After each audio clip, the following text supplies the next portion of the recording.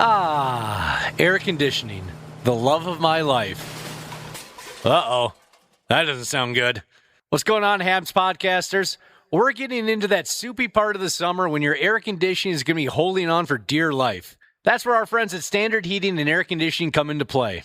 If your AC is out, you shouldn't have to wait.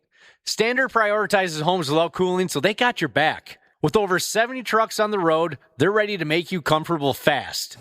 That's better. Schedule now at standardheating.com, providing the comfort you deserve since 1930. The 93X Half-Assed Morning Show. 93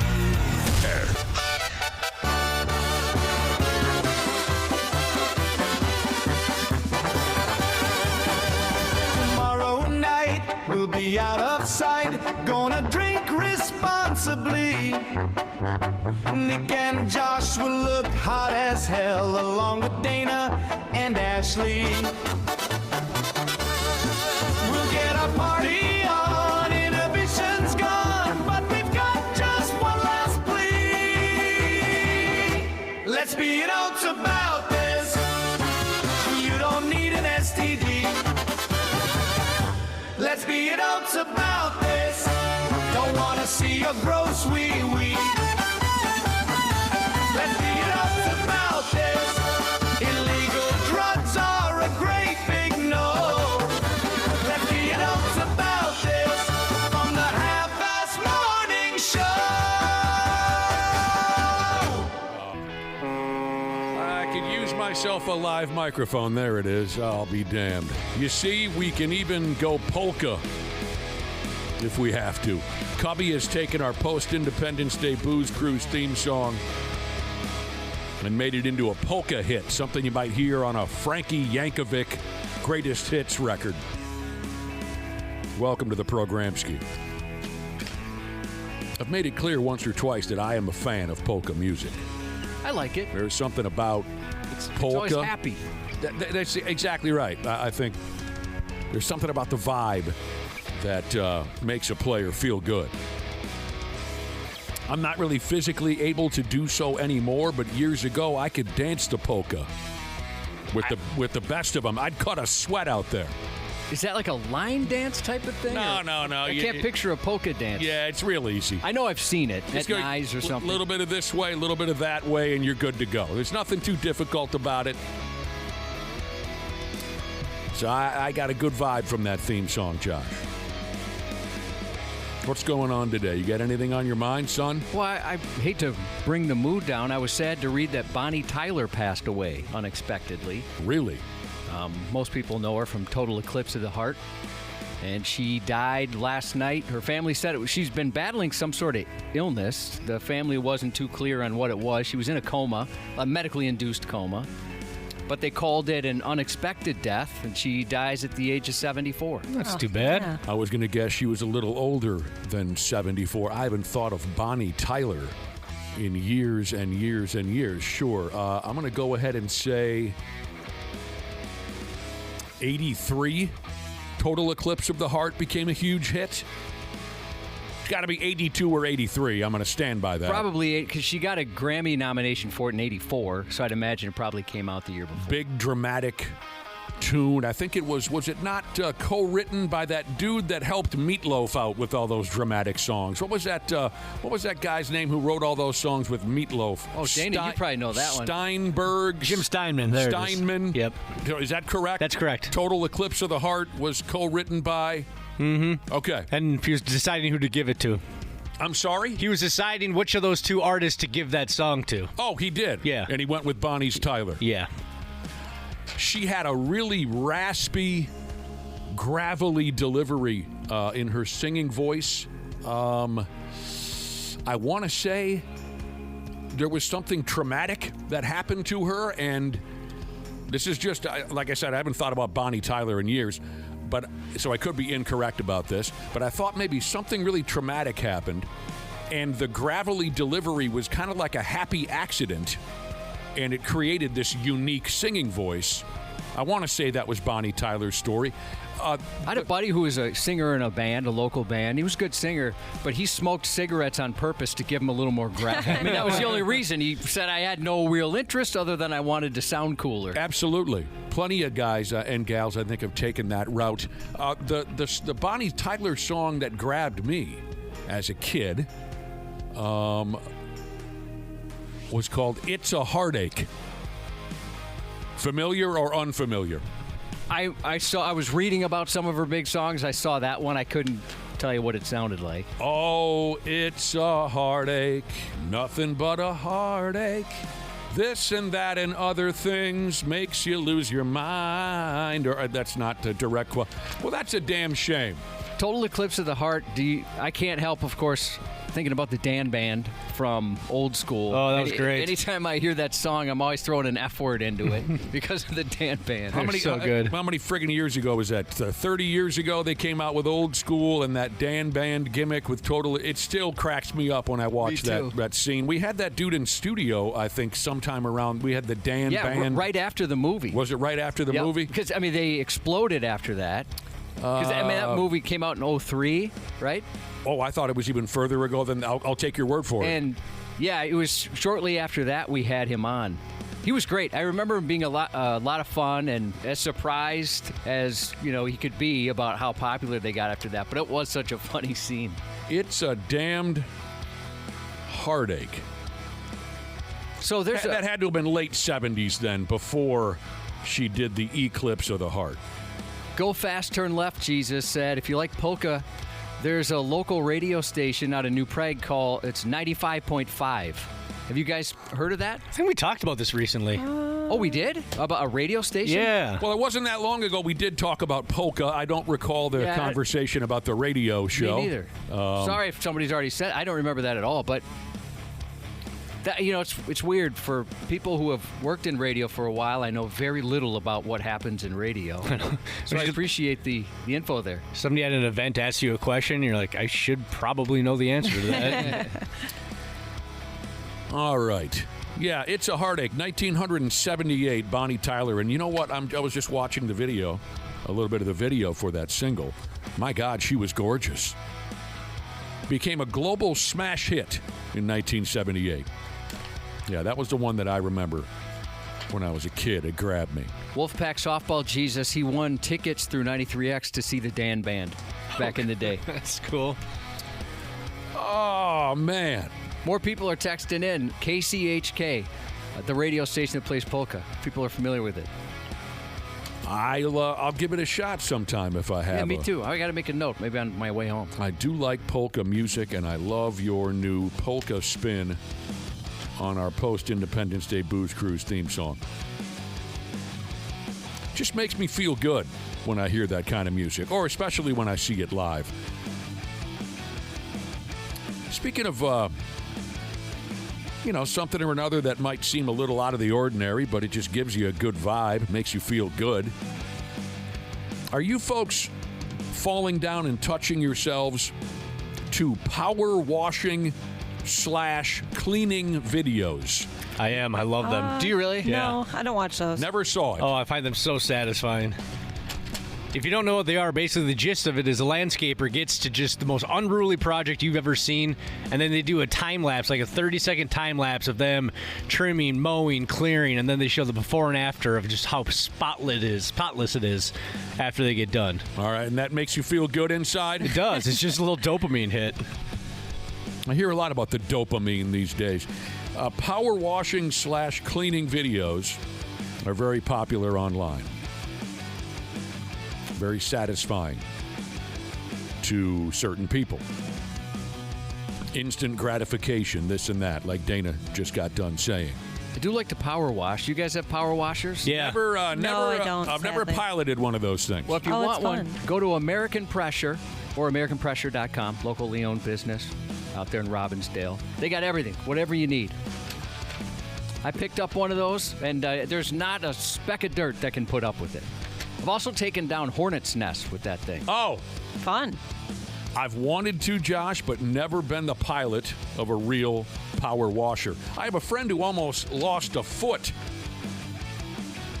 in an unfortunate power washing incident. Yeah, those things are powerful. You have to be careful. You can't mess around with those. Oh, my damn. This is nuts. A few folks are texting in saying there's a power washing video game. Oh, yeah, Power Wash Simulator. Can you play that on your computer? Or is it I have it on my Switch. I think you can get it on PlayStation, Xbox as well. That's hilarious. Yes, Cubby, that's part of what I was just reading about. Oh, yeah, it says it right here. Okay. It's been around for a while, huh?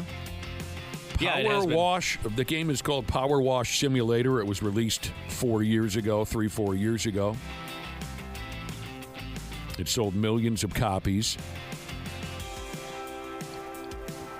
So, yeah. People say watching a dirty, chaotic environment systematically restored to a clean, controlled state triggers a sense of control. I am under control of this or that. Makes you feel, I guess, a sense of power. I still haven't played the Farm Simulator video games. People talk about how fun those are. It's fun, but it's more complicated than you'd think. Is that right? Yeah. There's a lot more into it than you almost kind of want. It's kind of like real farming? Yes. Where some people think, I could do that, and then realize it's an incredibly difficult job? Mm-hmm. I have a goat simulator game. I've heard about that actually, but I've never found out what it is exactly. I thought the sex scenes were a little much. Oh. Yeah, it's pretty cool. You're literally just a goat, and you run around town, and you headbutt things. You can get a jetpack. It's pretty fun. Jump on trampolines and stuff like that. I'm totally lost with this. You are a video game character, and that character is a goat. Yep. And it just runs around town doing goat things. But eventually, causes mayhem. Eventually, the goat can wear a jetpack and fly through town. And then you can get on top of this building. There's a cool dubstep concert going on up there. I mean, real goats are fun.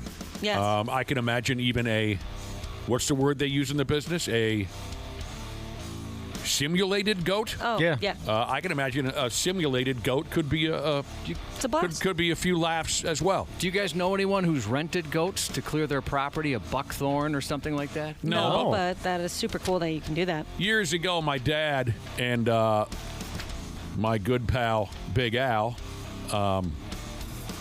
one night we were all sitting around drinking, and my dad and Big Al had a 3-hour conversation, drunken conversation, about how they were going to start a business exactly like you just described, Josh. It's out there. Where they would gather up a pile of goats, and they would provide that service for folks in the neighborhood, some kind of a goat yard service. This was a long, drawn-out, very detailed conversation. But, of course, since it was drunken, it went nowhere. But I am familiar with the idea. Every few years, there's a place by me where they rent them, kind of clear things out. I once rented a goat for a ridiculous, awful, stupid, lame mid-'90s radio bit that, like my dad and Big Al's idea all those years ago, went nowhere. But I went to a farm and I rented a goat, and I had to bring the goat back here. I think I had to go all the way to Malacca or something like that, and I drove the goat in the radio station van all the way back here to the cities. I don't recall exactly what we did with the goat for the radio show, or if it ever actually happened. But as you might imagine, the goat began to eat my T-shirt as I'm driving. I'm 169 back to the cities. The goat was... Boy, they crap a lot. It did. They do. It doost all over the radio station van. I mean, I like the little peckerhead. I like goats. We bonded a little bit. They're sweet. But he ate the sleeve off one of my T-shirts. It became a real pain in the ass. I thought I was going to crash, because I was trying to keep this goat from killing the both of us as we're going 80 miles an hour on 169. So I have some experience with goat rental. People are saying there's a lawn mowing simulator game that's real fun. Yep. You played that one too? I haven't played that one, but I've seen it. It's similar to the power washing game. Yeah, that's cool. It's so funny that the technology's come so far in video games. They're about to release a Grand Theft Auto game that took them 12 years to make, and I'm satisfied with just Power Wash Simulator. Why? Some of the simpler games are more fun. I completely agree. That's why I mostly play with the old school stuff. Well, now, explain this to me, because I'm such a video game novice. I have to go out and rent a system for this, or this is something I can dial up on my computer at home? I'm not sure about Pretty sure you need a system. Yeah. Oh, I need myself an Xbox or a... Yeah. Okay. All right, well, and here's one final note on power washing and cleaning videos being very popular. It says here that there are lawn services out there who make these videos, and maybe we've already established that, but also they'll go to, I know a couple guys who run their own lawn service, and it sounds very, very stressful. I mean, they've got a certain amount of clients and accounts, and they got to get it done. Go, go, go, go, go. They've got 30 to do in a day, that kind of a thing. So I don't know where they'd find the time for this. But it says here there are lawn services out there who will stop by a residence that's totally overgrown, lawn, trees, are need to be trimmed, and weeds need to be. They will stop by one of these overgrown properties, and usually there's some elderly sumbitch in there who is physically unable to handle the job, and that's why the place is so far gone. And this lawn service will knock it out for them for free. And it creates this emotional, wonderful moment. I've watched that guy. Yeah. Oh, there's a guy in particular? There's a YouTuber, he does that. Oh, okay. I like that guy. Yeah. He's good. He seems like a really good dude. Good at his job, for sure. My lawn doesn't look like that when I'm done. Well, they're pros. Mm-hmm. They're pros. They knock on the door. They talk to the elderly owner. They offer to just get her done and clean that yard up right down to the final details. And then they film the reaction of the owner and this and that. I'm impressed by that. Not only, the charitable aspect of it, but like I said, the guys that I know that run their own lawn service, I bet you if I asked them to do that, hey, would you stop by that old-timer's house in the neighborhood and wipe out all the heat? They would say, hell no, I ain't got time for that. I got 36 yards to get to today. Yeah, I think the season's short. Yeah. I think the difference is this guy's gotten so popular on YouTube and social media that he might be making more money doing that than he was at, doing the 9 to 5, 30 jobs a day type of guy grind. If that makes sense. I think it does. Josh, you run a power washer now and again on your property. Can I borrow that pig? Yeah. You want me to bring it in tomorrow? Oh, I mean, that'd be great. Yeah. Wow. I'm a quick service. Whatever you need. What do you mean? I just full service. You want something? I'll hook you up. Because I've never piloted one, and I'd like to. I wonder what it would make I wonder what type of grand improvement it would make to my property. Just got to keep it away from your feet. Yeah, this one's not going to take your feet off. Oh, it's not? No. It'll take the dirt off, but not the feet off. So renting a goat or having a goat renting business, obviously it's unusual, certainly. Beneficial for folks. I've told you guys mine before, but have you ever been approached by someone with a business opportunity that was a little out there? No, I can't wait to hear the story. And I was drunk. And I mentioned it to you before. I had a guy who asked me if he wanted to go half and half on a bull so we could harvest the semen. This sounds familiar now. Sure. Yeah. And breed, bull. Yes, I remember the story. Who was this guy? I don't want to say, but it's a guy I know. So it wasn't a stranger? No, not a stranger. Some friend of yours, an acquaintance of some sort? Yeah, more of an Troublesome. acquaintance, somebody I see every once in a while. Okay. And I thought he was kidding. Where did this go? Well, as far as the conversation, when the conversation wrapped up, so did any thought of going in. Because I had asked him, well, who's going to, take care of that bull? Who's going to, reach his hand back there and make things happen?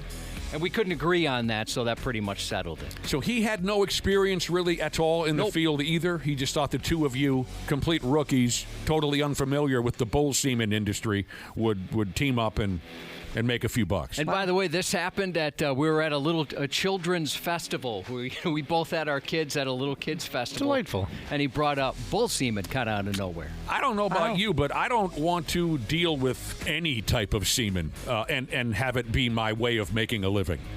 Yeah, I'm with you on that one. Although, the guys that are making money selling it, that seems pretty cool. Maybe if you were a seasoned bull semener, Right, like I grew up on a farm. I knew all that kind of Yes, stuff. if you were a veteran bull I was semen a rodeo master, clown. then I might consider it. But just a random guy who had never thought about Right. it until he read it in the paper or Very something. odd. Very odd. No, I've never been approached with that type of a business opportunity. Never once. Maybe because it's painfully obvious that I'm the last swinging D that should ever be in control of a personal business. How do you call that? Like an independent business. I'm wildly impressed by that. Someone Me too. who can run their own. Yeah, I wouldn't definitely. know. I would not know word one about it.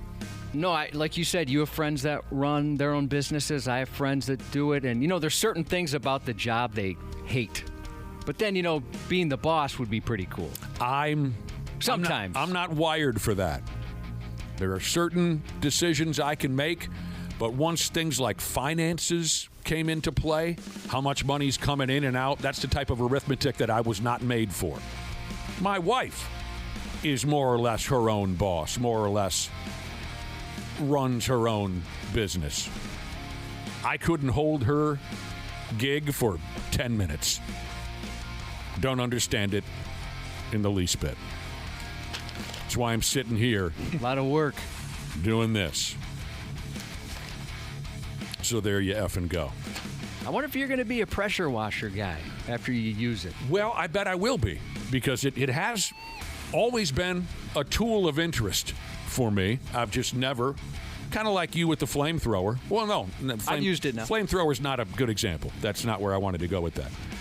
Kind of like you and the riding lawnmower thing, where you've talked about it and thought about it and brought it up over and over and again, but you can't for some reason pull the trigger.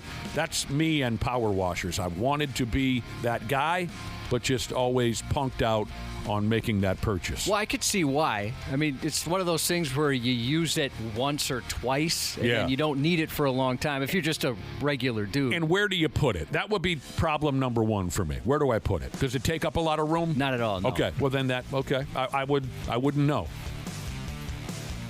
I bet you I will become hooked on it. It's fun. Yep. Oh, look at this. Northwest Wisconsin Jesus said you simply can be an investor, never see the animals, and then collect from sales of the goods. Now, I think there that's you go, kind of what yeah. he was saying.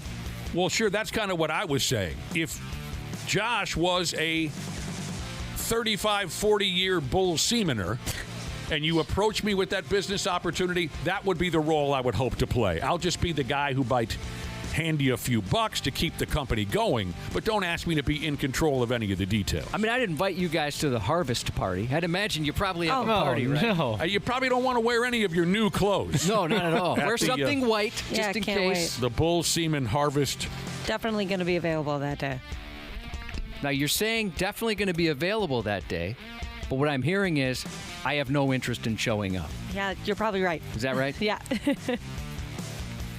Yeah, I'm fine being, not that I have any money to spare, but I would be fine being the checkbook guy for a business like Bull Semen. But He didn't know a lot about it because I asked him, like, well, that's what's so extra strange about it. how do we get one?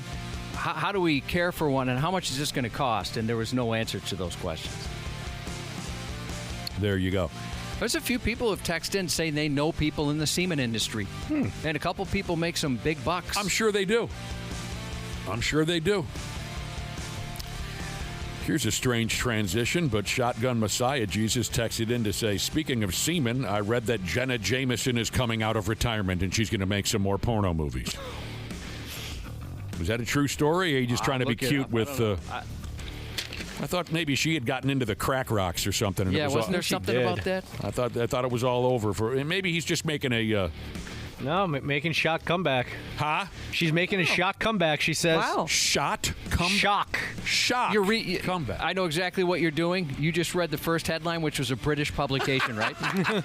They always say that. Everything's a shock. Did you notice that? I think I sent you an article the other day. Yes. Everything's a shock. When you read stories from England, Or they're gobsmacked. it is often. It's often a situation where they include the word shock. Yep. Everyone is gobsmacked. Gobsmacked is a big one. Right. Well, that's very interesting. Thank you, Shotgun Messiah Jesus. No, I was totally unaware of that. And how fitting is it that having a conversation about semen has led us to talk about Jenna Jameson? I don't know if this is... So the pictures accompanying the article here, I don't know if they're current, but her plastic surgeon is a good one. If you're interested in some plastic surgery, get this guy's or girl's contact information. Does she look wonderful? I mean, you can certainly tell something's been going on, but not bad. Hey, Josh, a listener tells us that those bull semeners are making money hand over fist. I thought you'd like that one. Dog breeders now, people are saying. What about them? That they're making some cash. Oh, sure. Oh, I bet.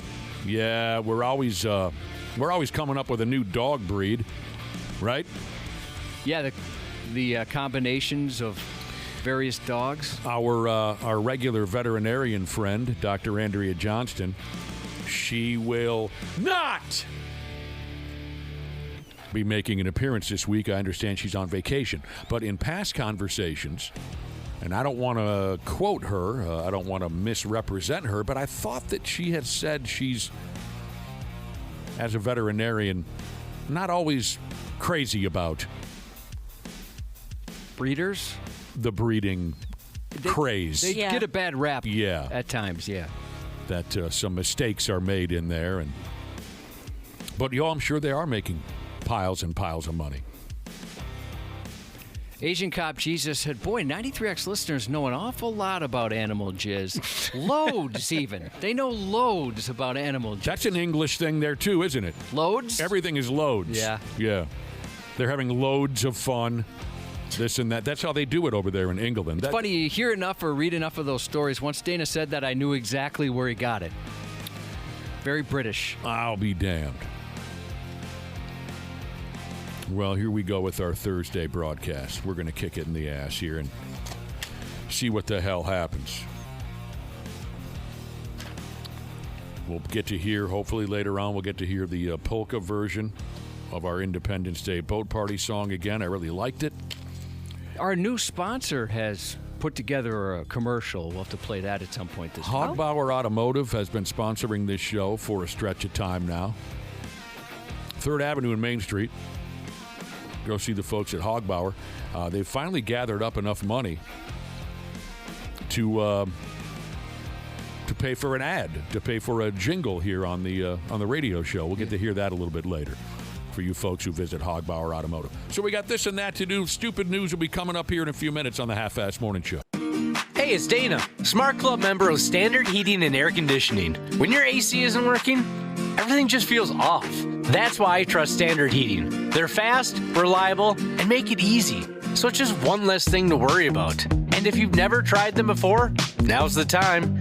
Get $75 off your first service or tune-up. And while you're at it, mention 93X. StandardHeating.com, providing the comfort you deserve since 1930. Years of hard work, and now you've got pain in your back, your shoulders, your knees, maybe your joints. You need help. Randy Shaver here with the answer. Dave Bialke. He's got over 30 years experience in getting workers' compensation benefits for people just like you. Don't suffer. Call Bialke Law today, 763-571-2410, or go to bialkelaw.com. That's BIALKE law.com. And it spells relief for you. Stupid news on the Half-Assed Morning Show. This portion of the Half-Assed Morning Show is brought to you by Hogbauer Automotive, conveniently located at 3rd Avenue and Main Street. We've got the fairest prices in town. What's the bill? How much you got? No, I'm asking how much the repairs are. I'm asking you how much you got. As you heard, all services are haggle-free. Look, I don't have time to play around, okay? So how much is it? All of it, boy. Mention 93X for our special on premium blinker fluid. Hogbauer Automotive, 3rd Avenue and Main Street. Visit hogbauerautomotive.com or I got ripped off at hogbauerautomotive.com. They've got 2 different websites. Yeah. Hogbauer. Check them both out. I'm glad they bought that second one up. 93X Half-Fast Morning Show brought to you by Hogbauer Automotive, 3rd Avenue and Main Street. They've got two separate websites, hogbauerautomotive.com or... I got ripped off at hogbauerautomotive.com. Check those out. They've robbed enough customers now where they can afford an ad. Yep.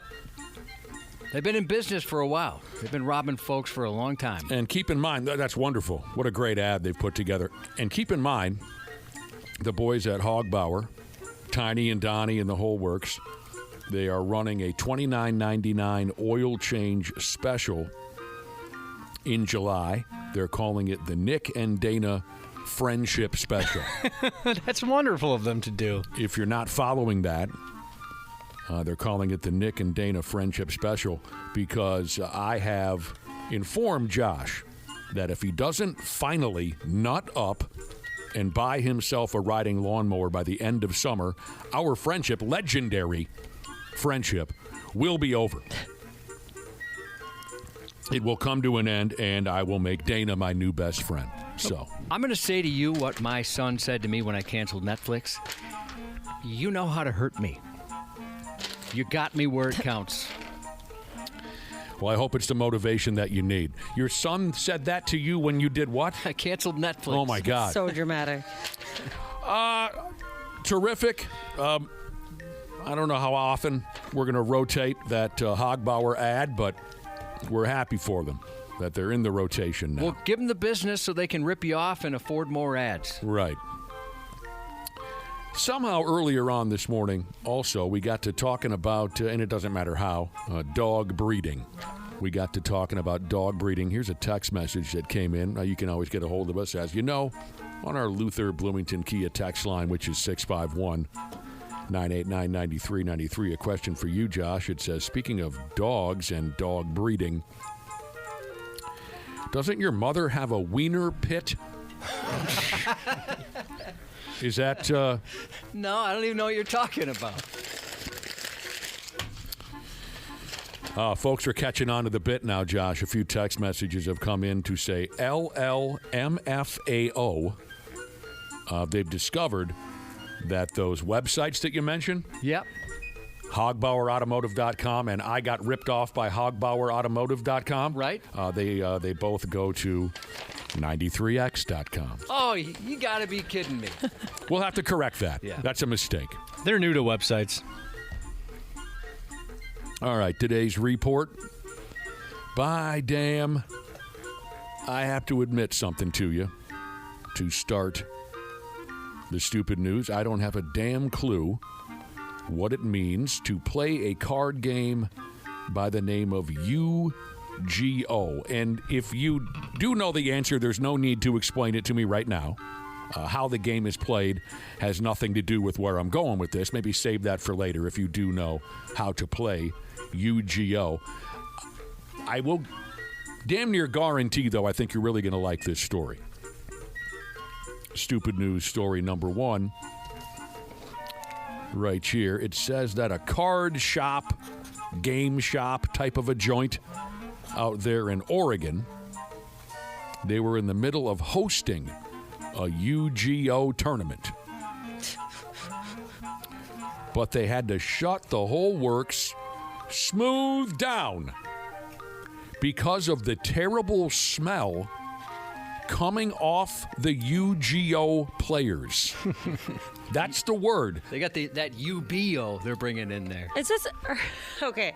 I feel like this is a really dumb question, and I can't tell. If Josh you're will doing be the it on judge of purpose. that. Just go is for it. Yu-Gi-Oh? Huh? Are you talking about Yu-Gi-Oh? I don't know. Because that's a card game, and I just want to be clear on that before we move I would forward imagine, here. yes, I am talking about Yu-Gi-Oh! Okay, that was bothering me, and I just wanted to make sure. I thought maybe there was a card game I've never heard of. I couldn't tell you for sure, Ashley. All right. But if you're saying there's a card game called Yu-Gi-Oh! Yeah. I would imagine that's what I'm talking about, and I just don't know the proper pronunciation. Well, there you go. Real quick, just to warn people, somebody bought condoms from the Hogbauer Automotive bathroom condom dispenser. Oh, no. And now they're going to be a dad. God help us. You get what you pay for. Don't buy those. The Yu-Gi-Oh! Tournament. I apologize.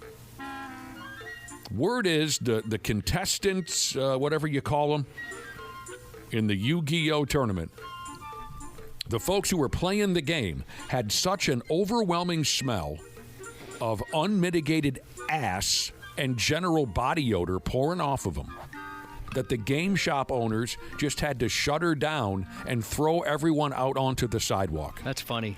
It's not uncommon at those big Comic-Con conventions. You'll see people holding up signs that said, "You can afford tickets to be here today. You can afford deodorant." Because it gets that rank in there. That's not a great reputation to have. No. I know. I thought that reputation of video gamers was done.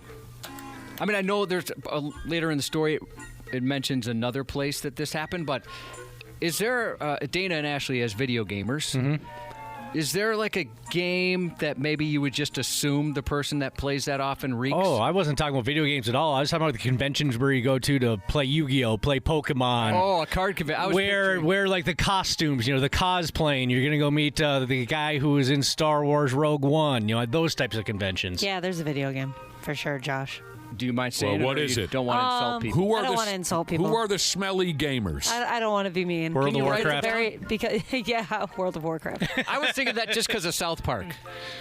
Yeah, South Park they episode? do have like a bad, I guess, a bad reputation in media. Like they portray them to be those kind of people.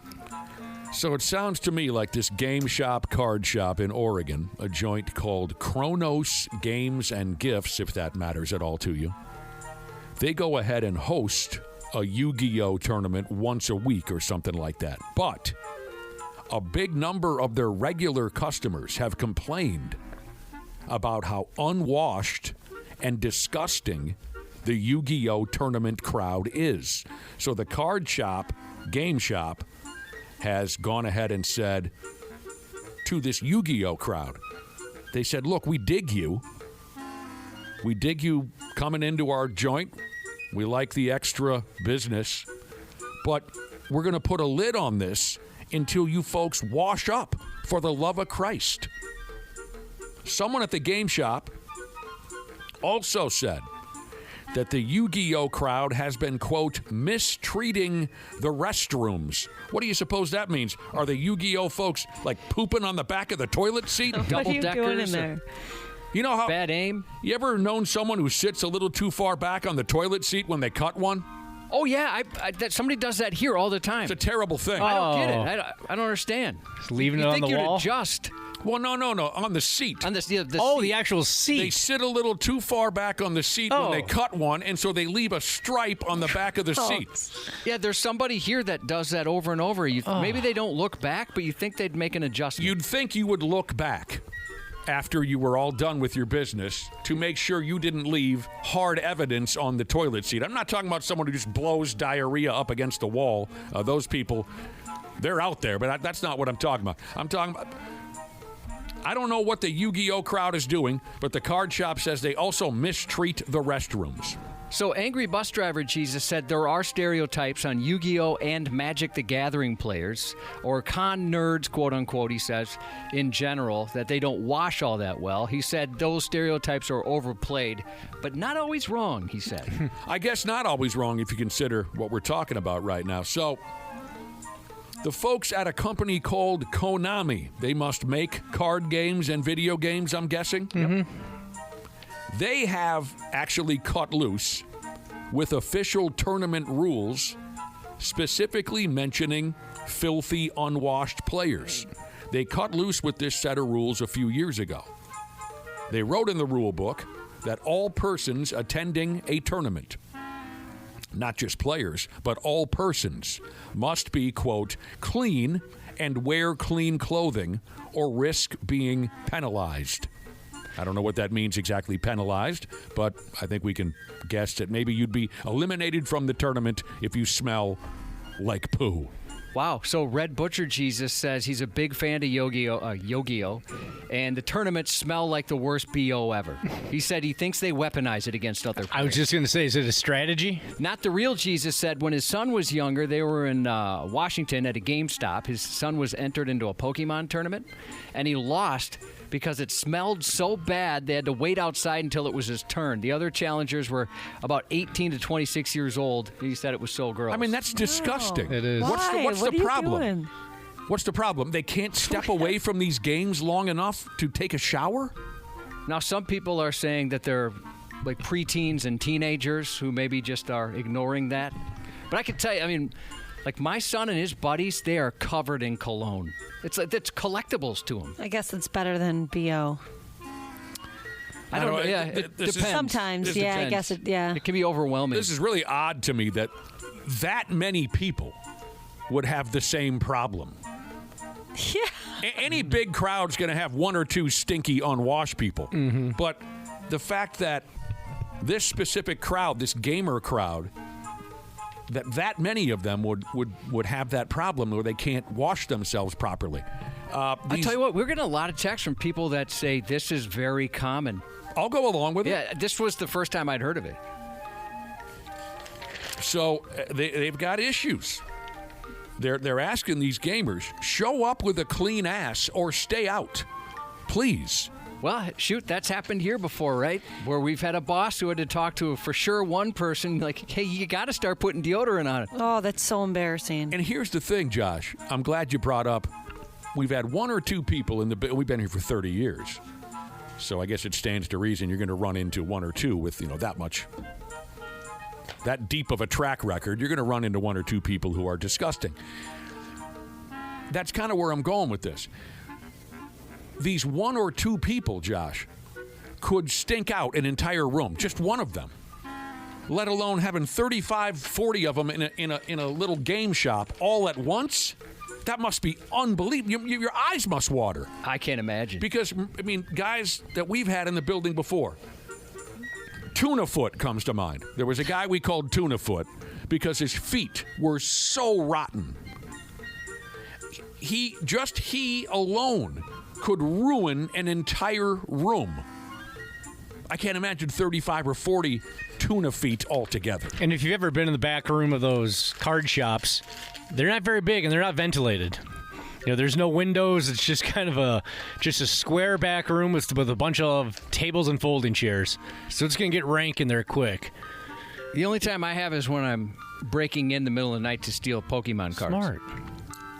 AOL.com Jesus said, let's make it clear it's the card people that stink, not the video game people, LOL. All right, fine. Card people smell, video game people are delicious. Boy, honest, like I said, this is not so many people texting in saying, yeah, there's been tournaments canceled because of this smell. That's sickening and disgusting. That's crazy. And I mean, come on. What are you, a 4-year-old? You can't wash yourself? I don't understand. Oh, I just remembered it. Actually, we've had the opposite here, too. We had a big boss, and she was allergic to everything, including, like, the sun. I mean, she was just allergic to everything. Oh, not this character again. And she had told people they can't wear, like, can't use scented soaps, no colognes, no perfumes. Oh, stop bothering everybody. Yeah, that's insane. Yeah, you couldn't even have a, like I said, the scented soap. That was an attention-getting thing right there. She did a lot of that's all that crazy was. stuff. I'm allergic to everything. I'm sensitive. Make changes for me. That's all that was. I don't believe a word of that. But my damn, I mean, look at some of the situations we've all been in. I've sat in a fish house for 3-4 days up on Lake Mille Lacs with 5-6 other donkeys drinking beer, and all we eat is beef jerky and ring bologna and cabbage, right? We've all been to 3-4 day long rock concert festivals, like right out, you're camping, no one showers, you're just drinking and carrying on and doing drugs, having sex, all 4 days in a row. But I've never, ever had to say, oh, wow, what is that smell? But yet at these gaming tournaments, people are running for the exits. How is that possible? Well, just having one teen in the house when he first started having body odor, like the whole upstairs would smell like rotten onions. It was disgusting. I don't know what was going on with his body, but for a little while there, it was terrible. That's just one. That's gross as hell. Yeah, it was nasty. So you're saying it's probably teenage kids who don't yet quite have a handle on how to care for themselves. That's what texters are saying. Okay, I'll go along with that as well. People have a lot of experience with this. But this really grabs me. I'm amazed by that. This person says, problem is, if you stink, you're used to it. So other stinks don't bother you. Nose blind. Right. That's probably part of it. One of my favorite examples of this, of it getting to smell so bad, a buddy of mine's huge Star Wars fan. So in the last one came out in 2019, some of the theaters were doing, you can watch all 8 leading up to the final movie. We'll show the final movie right at 7. So he gets there like 8 in the morning, or excuse me, like 4 in the morning. Bunch of Star Wars fans are all excited. They're watching. As the day goes on and more popcorn and hot dogs are eating in that theater and people just starting to sweat a little bit, he had to leave by like the 5th movie. So it's just so pungent in there. Got pretty bad? Yeah. Oh, yeah. People are texting in saying, you know, back in the day, it's different now, but back in the day in the 80s, the wrestling crowd, I'm not talking about high school wrestling, I'm talking about television wrestling, they got this reputation for being a stinky, unwashed crowd. I used to go to wrestling shows all the time back in the 80s. Never once did I go, oh my God, this place reeks. You know, all these different types of activities that might have had a bad reputation for being smelly and unwashed. I guess now we know who the real unwashed crowd is. Insulator Jesus said, imagine way back in the day when baths were a luxury. The whole town must have reeked. I said that to my wife not too long ago. We were watching, like, I can't remember, something from, it was maybe like a Game of Thrones or something like that. And I told her, I'm like, I bet those people reeked, because you kind of forget about that. Deodorant wasn't a thing. Oh, yeah. I've always thought that when plumbing, there was no real plumbing. You just poop on the floor. During like sex scenes, I'm like, how do they get past the awful smell they supposedly have? Oh, and they were furry, so it just got trapped in there. Well, I think they just didn't know any better. Probably didn't know any right, better. yeah, exactly. You don't know it can be better than that. This here next story is comparable to, say, a dude who drains a case of old Milwaukee bottles and then gets pulled over doing 75 and a 30, and all the while he's wearing a Mothers Against Drunk Driving t-shirt. I like that. You see a guy in a Dare shirt, something like that. You're right. I think this story is comparable to something like that. Here's a young kid in Missouri. He's got one of those mug shots that folks get a kick out of. The kid got arrested while wearing a t-shirt advertising the bail bonds company that just recently helped him get out of jail. Isn't that why so many bail bondsmen, Josh, started making and selling T-shirts years ago for the chance that someone would get arrested wearing their gear and they'd get a little free advertising on the internet? I'm sure that's part of it. I mean, we've been able to, we've had sponsors in the past and met a lot of the bail bondsmen, and they're very funny people. I mean, they've got like great senses of humor. I mean, look, they kind of have to, right?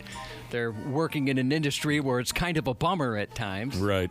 So I'm sure they think of that stuff. Anyways, this 22-year-old kid by the name of Ethan, he got in trouble for this and that. In his mugshot, you can see his T-shirt advertising a company called Jesus BB Bail Bonds.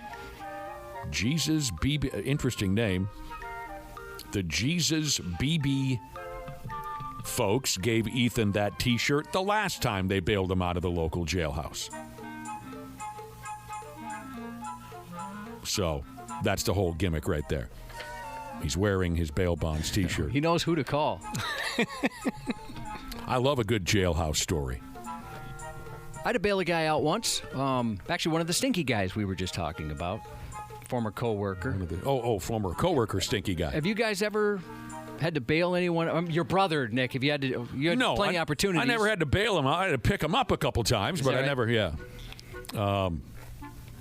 I've never been to the cooler, but a few of my friends have, and they've accumulated some great stories.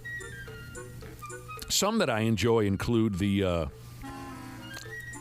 I thought I was prepared for jail, but good Lord, I was wrong type of a story. I know a couple of guys who thought, no, I'm good. I know I'm not prepared for jail. Yeah, me too. I would suck at that. But I had a couple of buddies who had to do, I don't know, whatever, a couple of weekends or maybe 20 days or whatever, and they thought they were ready for it. They were not. I did time. My favorite ever. I'm sorry? I did time, as you know, and I don't even know how to describe it. Sometimes I forget about your time spent. Yeah, I was locked in a cell for maybe, I'm going to say 15 seconds as part of the Citizens Academy in Prior Lake. It's so scary. I knew it was going to be something dorky. A bunch of us. What do you mean by dorky? I just couldn't remember which dorky thing it was going to be. You mean a bunch of us citizens who went and learned what it was like to be a police officer in Prior Lake, and we toured a prison and got locked up for 10, 15 seconds? Okay, fair enough. I've done time. Have you done time? I'm just curious. I was going to say, fair enough. Now that I think about it, I did the same thing, and it was in Boy Scouts, and boy, it was a blast. Did you really? Yeah. It was just in Dakota County, but still, they put us in the little clink for a while. I love when Cubby talks about his days with the Prior Lake Citizens Academy. Yeah, pretty much one of the guys now.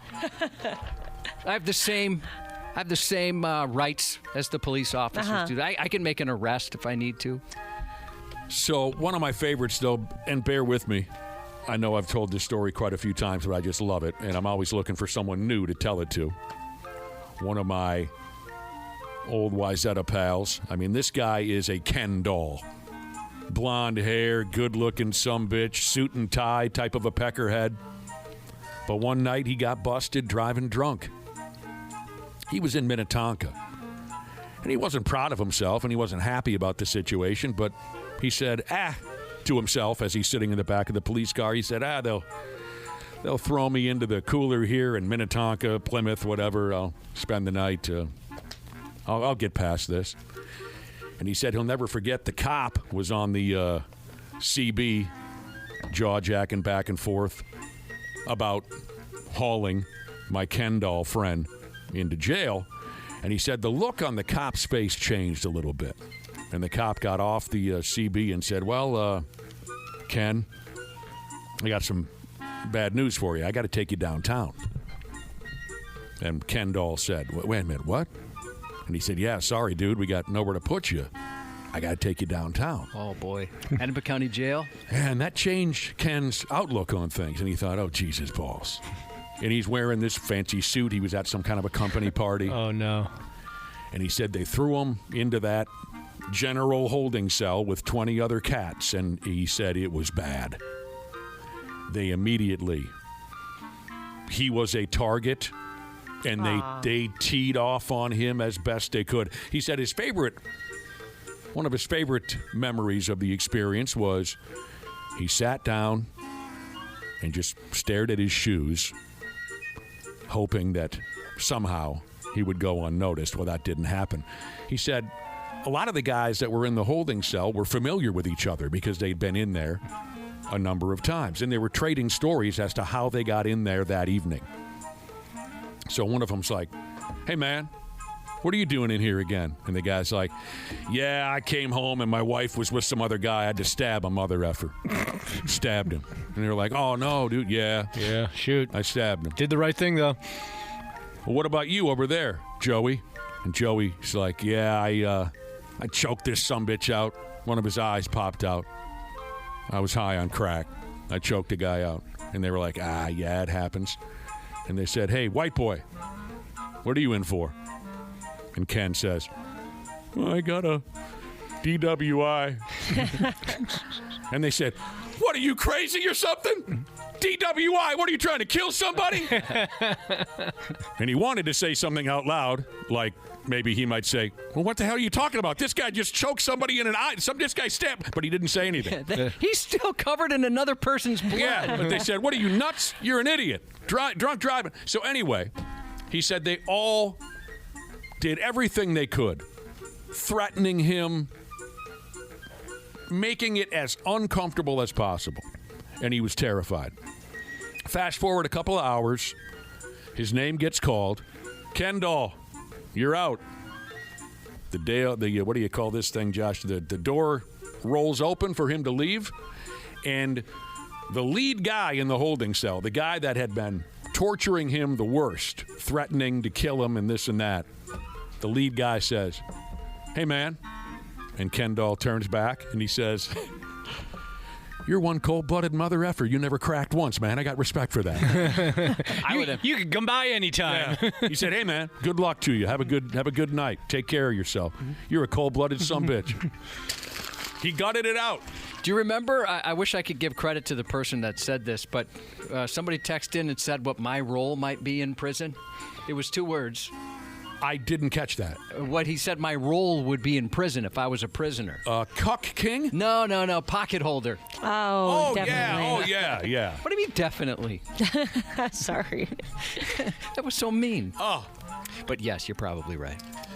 Yeah, I remember. We actually, I think we covered that not that long ago. Cubby. Yep. A couple months ago. Becoming a pocket holder. What do I got here? This is nothing that'll part your hair for you. You won't even bat an eye. Sadly, you won't, because over the last few years, this type of thing has more or less just become part of everyday business here in America. We've become so unimaginably dumb. So here it is. A gal didn't like the way she was treated at a fast food restaurant, so she went ahead and pulled out a gun. Blah, blah, blah, blah, blah, blah. It's just a shame and an embarrassment. You would hope at some point, if you know you have that type of temper, you'd remove a gun from the situation or something that could change lives in the matter of an instant. Well, that's what you would do if you were a reasonable adult with common sense and respect for others, but no, you'd... So anyway, security cameras caught the whole sad, pathetic affair. You know how it goes. Loud swearing, threats, the gun, the cops, this and that, F you. The gal's mugshot, I saw it. She has a look of a stupid idiot. You can tell just by looking at her face. She's one of the stupid idiots. And everybody else just doesn't get it, you know. She knows what she's doing. Oh, of course she does. Yeah, definitely. All right. Cubby, you and I go way back on this here radio show, 26, 7, 8 years. I can't remember, but I'll tell you right now. I remember the first time we told a story on this radio show of a human weaponizing an animal, where a human being weaponizes an animal in order to use that animal against another human being. And if my memory serves me, the animal that was weaponized all those years ago was a cat. Yep. And the story was a friggin' riot. I think it was a deal where, and if you're not familiar, if you don't remember, and I don't expect you to, this was a long time ago, I think this was a deal where a dude had a problem with his neighbor. This is one of my favorite stories ever. Dude had a problem with his neighbor. He hated his neighbor. So the dude grabbed up some effing feral, angry, stray cat up off the sidewalk. Then he walks over to his neighbor's house, rings the doorbell, and when the neighbor answers the door, "Hello, how can I help?" The dude tosses the furious stray cat at the neighbor, and the cat tore the neighbor's arms and legs into garbage. Yeah. I mean, come on. That's funny right there. I don't care who you are.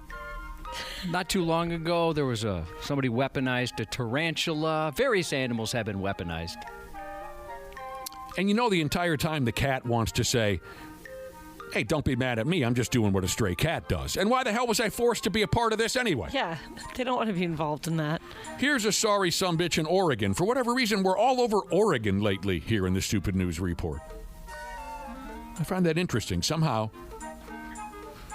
we get repeat. A dude in Oregon, he got himself arrested for using a seagull as a weapon. Apparently that's what he did. He used a seagull. Witnesses on the scene of this terrible crime say that this dude actually grabbed 2 seagulls up off the sidewalk, and he used one of them to attack some other poor bastard. What do you do with the other one? I'm sorry to say, Ashley, that's all that I really have on this situation. Says here the dude with the gulls was not arrested. The cops just took his sorry ass home, but they told him, "Don't get cute and go anywhere. We're coming right back." The seagulls are fine, just very confused. I don't know exactly what he did, how he weaponized the seagull, which sucks. I wish I could tell you more, but that's all they gave me in this stupid story. Weaponized a gull. Ski. But that cat story, that was where it's at. That would be the most terrifying thing ever. Oh, man, yeah. Ding You dong. get your butt kicked by something like Even that. if you're a cat lover. That would scare me so much. Cats freak me out. They will tear you a new one. They do not care. They won't ask you questions. They'll just tear you into... We got to take a break. We'll be back with the sports. Apply. Sports on the 93X Half-Assed Morning Show. If you flop it, you fall down and then 1 second later you have hop up like nothing's wrong, it's a timeout, and the other team, the largest person on the team, can punch you directly in the face as hard as they like. You still want to floppy? Fine, we involve nature. If you make a floppy, the other team holds you down while an elephant takes a directly on your chest. Yes, an elephant def on your breasts. Sounds like fun. Great, then floppy away, mother floppers. Those are my solutions, FIFA. Please listen. I'll tell you what, it's been a while since we've heard from Flula. What's that? He's a big sports fan. He is. German-born comedy legend, Flula. Hell, he's tried to change the rules of basketball, baseball also. And now, the latest here, he's giving his thoughts on how to fix flopping in the sport of soccer. I love that effing guy. He's got some good ideas. He does have some great ideas. And I cut that down a lot. There's a few more in there that he had. Genius ideas on how to get rid of flopping. Well, you cut out the genius stuff. I mean, dang, I would have wanted to hear the genius stuff. I thought those were the funniest of the two. Well, that's good. Or funniest of the four, I believe. Flula. There he is. All right. There's not a hell of a lot going on to tell you sports-wise. I mean, the Twins won last night, and that's great. But let's go back to a couple things we've discussed this morning. We had a story in the Stupid News about a man who weaponized a seagull and used that seagull against another human being. It brought us back to a legendary story about a man who weaponized a stray cat and threw it at another human being. And the cat's thinking, wait a minute, how did I get here? Why am I your friendly neighborhood garbage man, Jesus, Josh texted in. He said he once threw a cat at one of his cousins. And it was not good. Is there any more information? He just said it scratched up his cousin pretty good. I would think so. Threw a cat at one of his cousins. We also got to talking about body odor. Now, what got us headed in that direction, there was a gaming tournament. Yu-Gi-Oh! Is the name of the game. There was a gaming tournament somewheres in Oregon at a card shop, game shop, and the owners of the shop had to cancel the tournament. They had to throw everybody out onto the sidewalk because the crowd involved in this tournament smelled so horribly. And we got into a long conversation about that. A lot of our listeners know a thing or two about these gaming tournaments, and they said that's not uncommon. There's something about that crowd. They just don't wash themselves, and it becomes this nightmare. New guys in the corner puking his gut. We got a few other texts on the subject. Oh, well, we also talked a little bit about jail in our Stupid News report, and a listener texted in to say, you want to talk about mass group body odor? One of our listeners says, take it from me, jail friggin' stinks. I can believe that. Oh. I can believe that. The other situation that I often hear stories about, there's a terrible smell coming off everyone involved, is a porn shoot. Oh, gross. Never thought about that. Yeah, I hear that every once in a while. The Chive or somebody will pump out an article about the inside secrets of porn, and they've done it to death. But one of them, it comes up every time, and they ask, porn actors and actresses, what are the drawbacks, what are the secrets? And there's always one porn star who says, you would not believe the smell coming off that room. It seems like they have like the professional shoots, they have so many rules and stuff that maybe that'd be a part of it. I wonder if it's the same when you're making a movie. I think it's only natural, like Josh. a love scene in a regular movie. You can wash yourself up and down, but once everything starts flapping back and forth for an hour and a half, they look like they're working, from what I hear. Things open and close. Yeah, they do. There's openings and closings. Right. Finally, one listener says, I have a 20. Well, I won't give away too much information. I have a coworker that smells like fish. He wears the same clothes every day, doesn't shower, no deodorant, no nothing. It's nasty. We've had that. Yeah, everyone's probably had that experience. We work with somebody every day, and they just don't take care of themselves, and it becomes... I know somebody who smelled like cream corn, and I'm not going to be able to explain the condition. Nice. Ooh. It was like, I loved cream corn, don't get me wrong. I don't like the smell of it, though. But it was gross when it's emanating off a person. It was overwhelming. And every day. Yes. Right? And every it was from his body was going through something called ketosis. I barely understand it, so I won't even try and explain it. But once he made adjustments to figure that out, cream corn smell went away. Cream corn? Yep. I mean, it's like somebody opened a can right in your face. It smelled exactly like it. And I've told you about the beloved old coworker of mine. God dang it, and he died young, this guy. We worked together for a few years at a warehouse job. Just a wonderful guy. But he just did not ever wash, ever. You could see the layer of filth on his body. The only clean part of his body were his eyes, where when he'd wake up in the morning, he would rub, his eyes. That was it. Other than that, there was a permanent layer of dirt. His clothes were so filthy they had like a shine to them. Was he homeless? No, that's where I'm going with this.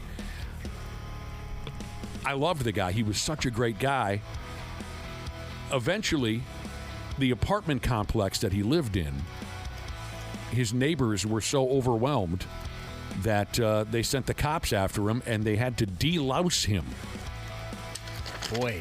He came to work one day, Poor guy. shaved down to the screws. Head shaved, and he was finally clean. And we said, what the hell happened? And he said, yeah, they pulled me out of my apartment. They deloused me. Oh, man. How do you let it get that bad? Yeah, maybe it's one of those things where it's a little bad and it keeps getting worse and you don't even realize it. There's no turning back. Yeah, point of no return. I thought you knew somebody like this as well. A friend of mine in high school, his family, they didn't use deodorant because they were concerned about chemicals and stuff. And so they tried like some of the ones that say they have no chemicals, and eventually they went to the baked potato deal. Yeah, I know one guy who didn't believe in deodorant. And he would make that very clear every once in a while. I don't believe. Okay, great. Congratulations. You're the leader of the anti-deodorant movement. You can have that title. Yes, he didn't believe in it, and there were times where it was impossible to hang around the sumbitch. I got to say, family weren't bad. There was times it would get a little ripe, but never awful.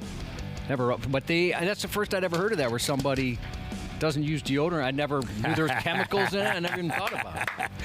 I like the chemicals.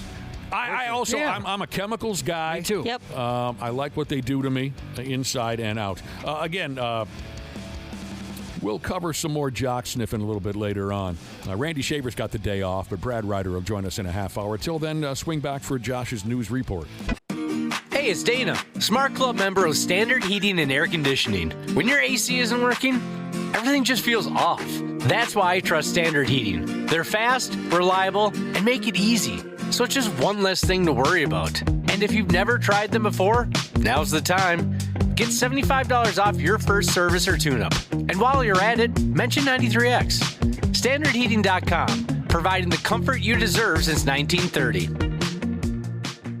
Years of hard work, and now you've got pain in your back, your shoulders, your knees, maybe your joints. You need help. Randy Shaver here with the answer. Dave Bialke. He's got over 30 years experience in getting workers' compensation benefits for people just like you. Don't suffer. Call Bialke Law today. 763-571-2410 or go to bialkelaw.com. That's BIALKE law.com. And it spells relief for you. Jim Rome takes on sports. Part of what makes this show is the show within the show. The biggest topic on the show always seems to be the show itself. This is a way to give you clones a way to interact with one another. Yes, we will be going through the chat. Yes, it'll be a part of the program. The only thing that could ruin the show are the old school clones spitting up the same bull crap that they always have. The jungle is out taking names and ready to dominate. Let's get it. The Jim Rome Show podcast. Follow and listen on your favorite platform. Flames were shooting at least 7 or 8 feet above the fence and starting to catch the brush and the plastic wagon that we had sitting right there. So it was starting to spread fast. Now I go. A Washington State man saw his neighbor's home on fire and sprang into action without hesitation or pants. When flames flared back up in his neighbor's garage after a smoldering firework reignited, Wesley Howard didn't waste precious time looking for clothes. He decided modesty could wait. I was dead asleep in the bedrooms. I could see out the window right here in between the two houses that it was just glowing bright orange. With only moments to react, he fell back to his Navy training. Grab a hose first, worry about the wardrobe later. I just came running down, naked and everything, and around the corner. Didn't see if there was anybody out here watching or what was going on. I just knew I had to get to that garden hose as fast as I could. All right, what was really going on there? It was legit. You think so? Yeah, he's a Navy vet, and I'm going to take his word for it. Yeah. Howard bared the flames in the buff and paid for it by burning his toes on hot embers. I saw it was a raging fire, so I had two options: run back in the bedroom and get some shorts, or run straight down the stairs outside and grab a hose and start firefighting. So that's what I did. He saw the fire, they saw his hog. His bare-all bravery likely saved not just his neighbor's house, but his own as well. You train for it, but you never know how you're going to act when the situation arises. By the time firefighters and police arrived, Howard had finally suited up in a pair of shorts. Maybe next time I'll have clothes on when I do it. With both homes still standing, Howard says the lesson is simple. Soak your fireworks after using them and always have a plan in case you're overmatched, even when you're underdressed. Back in the day, there was a house fire at a house down the street from where we were living at St. Cloud State. And a few of us, looked out the window and said, oh, Jesus, that house is on fire. It just so happened somehow, some way, Josh, my buddy who was the best looking without his clothes on, somehow ran over there without his shirt on with the rest of us. You see what I'm saying? Yep. Wait, weren't you wearing a shirt? Right. You took your shirt off. Yeah, he tarped off to go help the fire. I swear to God, I think he was and I neglected to mention that I believe this house that caught fire briefly was a house full of girls. And so somehow my cut buddy, he ended up running over there with the rest of us without his shirt on. That's weird how that happened. Yeah. There's never been anyone who hates their own penis more than me. Until now. That's very true. I found a guy. You sure? Yeah. Okay. Well, you can be the judge. Yeah. A 36-year-old Indiana man's facing a felony charge after choosing an unusual way to commit arson. He cut off his penis with a kitchen knife. Oh, Lord. Poured gasoline on that severed hog, and then set it on fire in his family's garage. Oh, boy, this guy's done. No, I said light the wick, man. Wick! Yeah, he does hate his gear even more than you do. While firefighters were putting out the blaze, police were responding to what was initially reported as a stabbing at that same property, only to realize the stabbing victim and the missing resident from that fire were the exact same guy. He was missing, but his penis stayed behind. He just lost his mind or what? It sounds that way. Yeah, okay. Yeah, he didn't just get the shaft, he supplied it. When officers found 36-year-old Christopher Payton, they didn't find his penis. He claimed he'd been stabbed somewhere in downtown Fort Wayne. But on the ride to the hospital, he admitted he'd made the whole story up and wanted to tell the truth. He then explained what really happened, telling officers he'd sawed off his own downtown Fort Wang, doused it in gasoline, lit the little fella up, then simply walked away until he ran into police. What the hell was he smoking? The court filing didn't explain why he harmed himself or how severe his injuries were. And if you're wondering whether anyone ever recovered the missing family jewels, court records didn't say. Well, it was turned into ash. Yeah, I'd imagine there's nothing left. Wow. How do you cut off your own effing dong with a kitchen knife? How did you say it again? Yeah, kitchen knife is how they described it. Oh. And then he put gasoline on it and used it to start a garage fire. You gotta be so out of your mind on something. And then he's able to have a conversation later with the paramedics and explain this to them? I'll be dipped. A Twin Cities police officer just logged their very first pavement pop. Unlike a desk pop, where police officer Will Farrell intentionally fired his gun indoors after his coworkers convinced him it was a police tradition, a pavement pop is when an officer accidentally fires a gun outdoors while approaching a vehicle during a traffic stop, which, for the record, isn't a police tradition. Jesus, that would scare me if I was behind the wheel. I can't even imagine. I'd probably take off. If I was the cop, anybody in that situation. The Inver Grove Heights Police Department said one of its officers accidentally fired a single shot early yesterday morning after a driver decided the best way to handle a traffic stop was to put the vehicle in park and put his legs in sprint. According to investigators, cops first tried to stop the vehicle near South Street and 6th Avenue South about 3:40 a.m., but the driver took off. A short time later, another officer spotted that same vehicle and tried again. This time, the car stopped, but the driver didn't, bailing out and taking off on foot. As the officer approached the now empty vehicle, investigators said the cop accidentally fired one round, sending the bullet into one of the tires.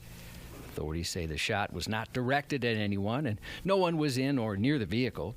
The suspect didn't get very far. Police later found that person nearby and they were injured falling over a fence. The Inver Grove Heights Police Department says the accidental discharge will be reviewed under its standard operating procedure, which is probably less painful than having your coworkers review it for the next several years at every Christmas party the cops have.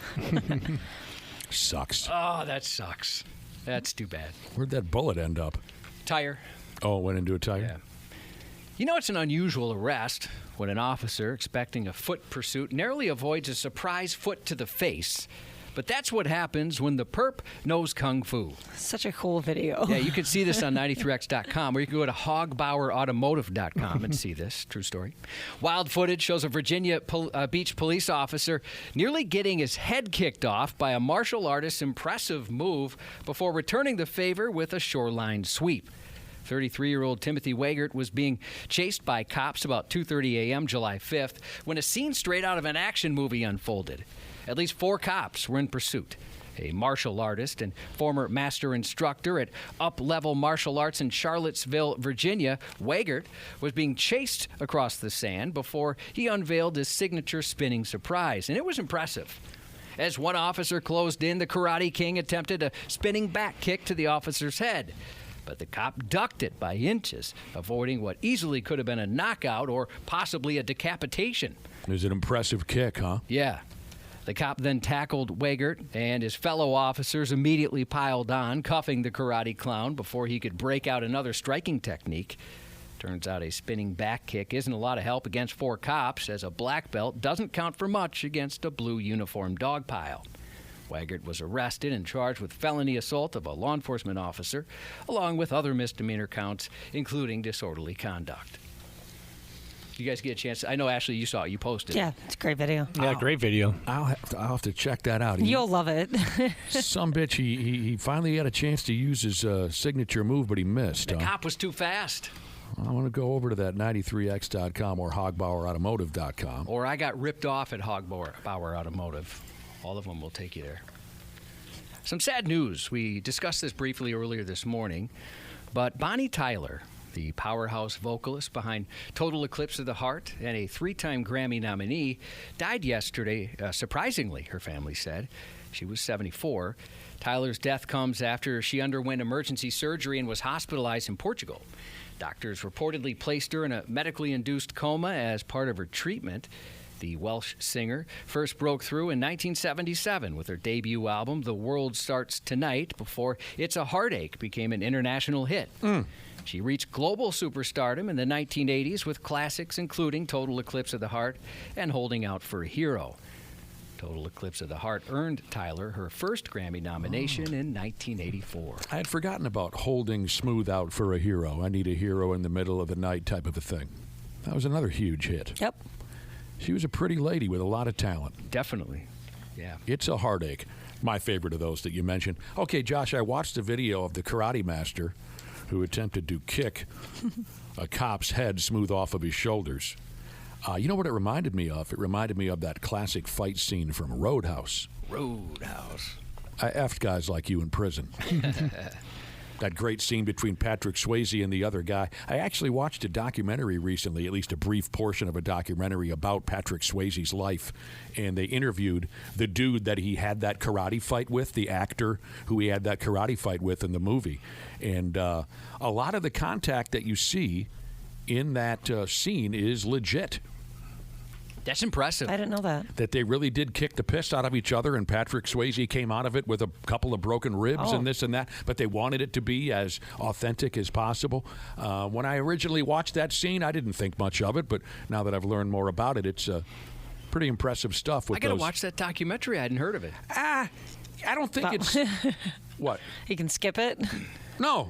I don't think it's anything too dramatic. Is there anything you learned that you had no idea? I mean, obviously that information you just gave us. Yeah. Here's what I'm trying to say. It's not like a big Netflix thing or a Paramount Video thing. I think it was just on some cheap cable channel that I have, so it might be difficult for you to find. Okay. But it's only about an hour-long documentary on Patrick Swayze. Did I learn anything else about the man? That was probably it. That's interesting. The legitimacy of that karate fight, yeah. If you're looking for something new to stream, outside of that Patrick, I already forgot, Swayze documentary. Yeah. Here's a couple of premieres to add to your watch list. Half Pint is back. Little House on the Prairie arrives on Netflix with a new take on the classic story. The reboot follows the Ingalls family as they build a life on their Midwestern farm in the late 19th century, celebrating the strength of family and the challenges of frontier life. And the challenges of frontier life. Once upon a time, Ma and Pa and Mary and Laura left the big woods of Wisconsin and moved to the prairie, where a new life was waiting for them. They were happy because they were a family. Producers and staff from the TV series visited Walnut Grove, Minnesota, seeking to make the show more historically accurate. Since the 1970s TV show, Walnut Grove still attracts thousands of fans dressed in bonnets and petticoats every summer. I don't know if I'll take an interest in this, but my wife and I still watch Little House on the Prairie quite often when we have nothing better to do. I have a couple of friends who still watch the old reruns as often as possible. I don't know if I'll go for the new one, but what a hell of a run that program had. Yeah.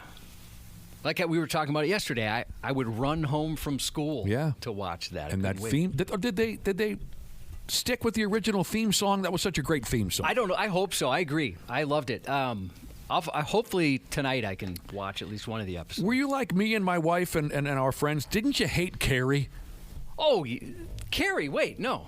Carrie sucked. Why didn't you like Carrie? Because she was an idiot. I'll have to rewatch it.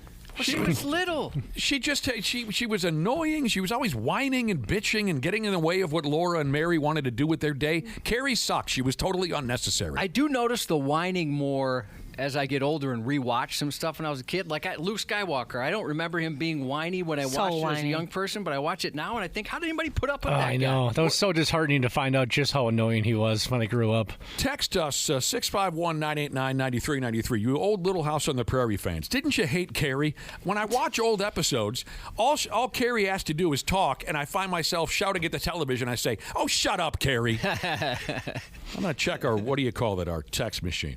I'm telling you. She ruined a lot of those old episodes. Now I'll have to watch. I remember her being just cute as a button. Oh, come on. I'll have to rewatch it. And premiering today on Peacock, The 5-Star Weekend, starring Jennifer Garner, Regina Hall, Timothy Oliphant, and more. A celebrated food influencer struggling with a personal loss invites 4 friends from different stages of her life to a luxurious weekend in Nantucket. As the getaway unfolds, long-buried secrets come to light, and relationships are put to the test. You doing okay? Yeah, forgot the whipped cream. She's definitely not okay. Nope. This weekend's gonna be a hoot. Since Matthew died, I don't know who I am. You know what I heard works for pain? Screw-top Pinot Gris. He's gone, and now you have to live. I am trying. A few people are texting and backing me up on my hatred for the character Carrie from Little House on the Prairie, but others are going after Nellie Olson. Well, she was mean. Yeah. I don't know. Maybe she just needed some kindness in her life. Well, no, look at her you. dad was awesome. Her mom was trouble. Nels Olson was one of my favorite characters. That sumbitch, what he put up with on a daily basis. Between his wife and daughter? Yeah. Yeah. He was a good guy. Good guy, deep down inside. Yeah, he was awesome. I would spend money at his mercantile just to... He deserves the business. You had a little bit of a thing for Mrs. Olson, though, didn't you? There's something. I want to crack through that. You crack that shell. Yeah, I hear you. I remember when we were younger, I think you used to compliment her figure. Yeah, I like it. I'm a fan. Fred Savage is 50 today. F me, how'd that happen? I know. He still looks 20. He does. Fred Savage, 50. Jack White, 51. Tom Hanks, 70. It's a great day. We get to welcome Liana to the sisterhood. And thanks to the retirement of Minnesota Broadcaster Hall of Fame inductee Dave Ryan, Mom. They're trying to convince Mom to get into the sisterhood, too, to make the switch. Got a few belated birthday shout-outs. Happy belated 16th to Avery, 28th to Jesse from Daddy-O, and one more belated birthday. This one to Kenny, turning the big 03. Turned the big 03 on Tuesday from Creed, Mom, and Dad. Bad Company, Jesus. And finally, happy birthday today to Dirt Slinging Jesus from your bestest bud, Bearded Chicken Jesus. And that's 93X News. 93X's Brad Ryder. On the Half-Assed Morning Show. This portion of the Half-Assed Morning Show is brought to you by Hogbauer Automotive, conveniently located at 3rd Avenue and Main Street. We've got the fairest prices in town. What's the bill? How much you got? No, I'm asking how much the repairs are. I'm asking you how much you got. As you heard, all services are haggle-free. Look, I don't have time to play around, okay? So how much is it? All of it, boy. Mention 93X for our special on premium blinker fluid. Hogbauer Automotive, 3rd Avenue and Main Street. Visit hogbauerautomotive.com or I got ripped off at hogbauerautomotive.com. Oh, man, yes, they are officially in our rotation. They're an official client now. Hogbauer Automotive, 3rd Avenue, Main Street. Let's welcome Brad Ryder into the mix. Hello, Brad. Good morning. Morning. How are you guys? We're doing all right. Thanks for joining us. We got to let you know and let folks know in general that Randy is off today. He's got something going on. Hopefully we'll hook up with Randy come tomorrow morning. So thank you, Brad Ryder. We won't keep you too terribly long today, I don't think, Brad. There ain't a hell of a lot going on. Yeah, it's kind of that time of year where, especially right around the All-Star break in baseball, there really isn't. I mean, football training camp hasn't started yet. And friggin' training camp. The 2 weeks between the NBA seasons and NHL seasons are upon us. So, yeah. There ain't a hell of a lot going on. I'm sure you got better things to do with your morning. Let me start, though, with another heads up on our Brost Out Cancer event coming up at the end of the month. In Randy Shaver's absence, we might as well give it another little mention and see what cuts loose. Brost Out Cancer is how you say it. Friday, July 31st at the YZ American Legion. Buy a ticket. Come on out. Get yourself a nice meal. All the proceeds go to helping folks out and families out right here in Minnesota who are battling with cancer. Now, one of the side notes on this, and we sure hope to see you there, Brad Ryder, on July 31st. One of the side notes about an event like this is we do get people who want to volunteer or help out, and donating to the silent auction is one way to do that. You know, maybe you can't make it out on the 31st, but you can always help out by donating something for the silent auction. Last year we had some generous donations. Lakeview Honey was one of them. Puck's Barbecue. Do you recall that, Josh, from last year? Some dude donated some of his barbecue sauce to the Yep. The people at Fan HQ. They always hook us up. Very generous people. So keep that in mind. Last year, I personally donated an unused and unopened, and that's the key. You know, kind of like Toys for Tatas. We want you to bring a new item. Don't just pull some garbage out of your basement. Last year, I donated an unused and unopened depth finder. Oh, dude, that's awesome. And it made a few bucks. Those are cool. At the silent auction. Yeah. Oh, yeah. Well, this was an older model. My God, some of the depth finders and fish finders they have these days are incredible. You might as well just put scuba gear on and go down to the bottom of the lake and just grab a fish with your bare hands. But so keep that in mind if you want to help out with this event. Dude, I wanted to ask you fellers. Ashley's taking a little breaky, but I wanted to ask you fellers, is there anything that you can think of, something unused, something new you might have around the house? Brad, right? You know, funny you mentioned that. I was when you were talking about that, I was just thinking I'm going to go through my closet and see if there's anything that I might have, like apparel-wise or something that I've accumulated over the last 20 plus years working in sports that people might be interested in. Oh, yeah. I bet you got some stuff. Take a look around. You might have something one of my Lynx championship rings? No, I'm not going to do that. Dude. I'd hold on to that. Every once in a while, Brad likes to bring up the fact that he owns an WNBA championship ring, or multiple rings. 3 of them. Because you were working for the Lynx. What years? Oh, my gosh. Now you're testing me. Well, no, it won't be that difficult. What years did I work? I worked there from 2013 to 2019. And just on a side note, last night she got it done. Last night in a place called Uncasville, Connecticut. Uncasville, UNCASVI. It doesn't matter, but it's an interesting sounding name. Minnesota Lynx head coach Cheryl Reeve became the winningest head coach in WNBA history. So, yeah, she won titles in 2011, 13, 15, 17. So you got a ring from 3 of those 4 titles? Yes. Sweet.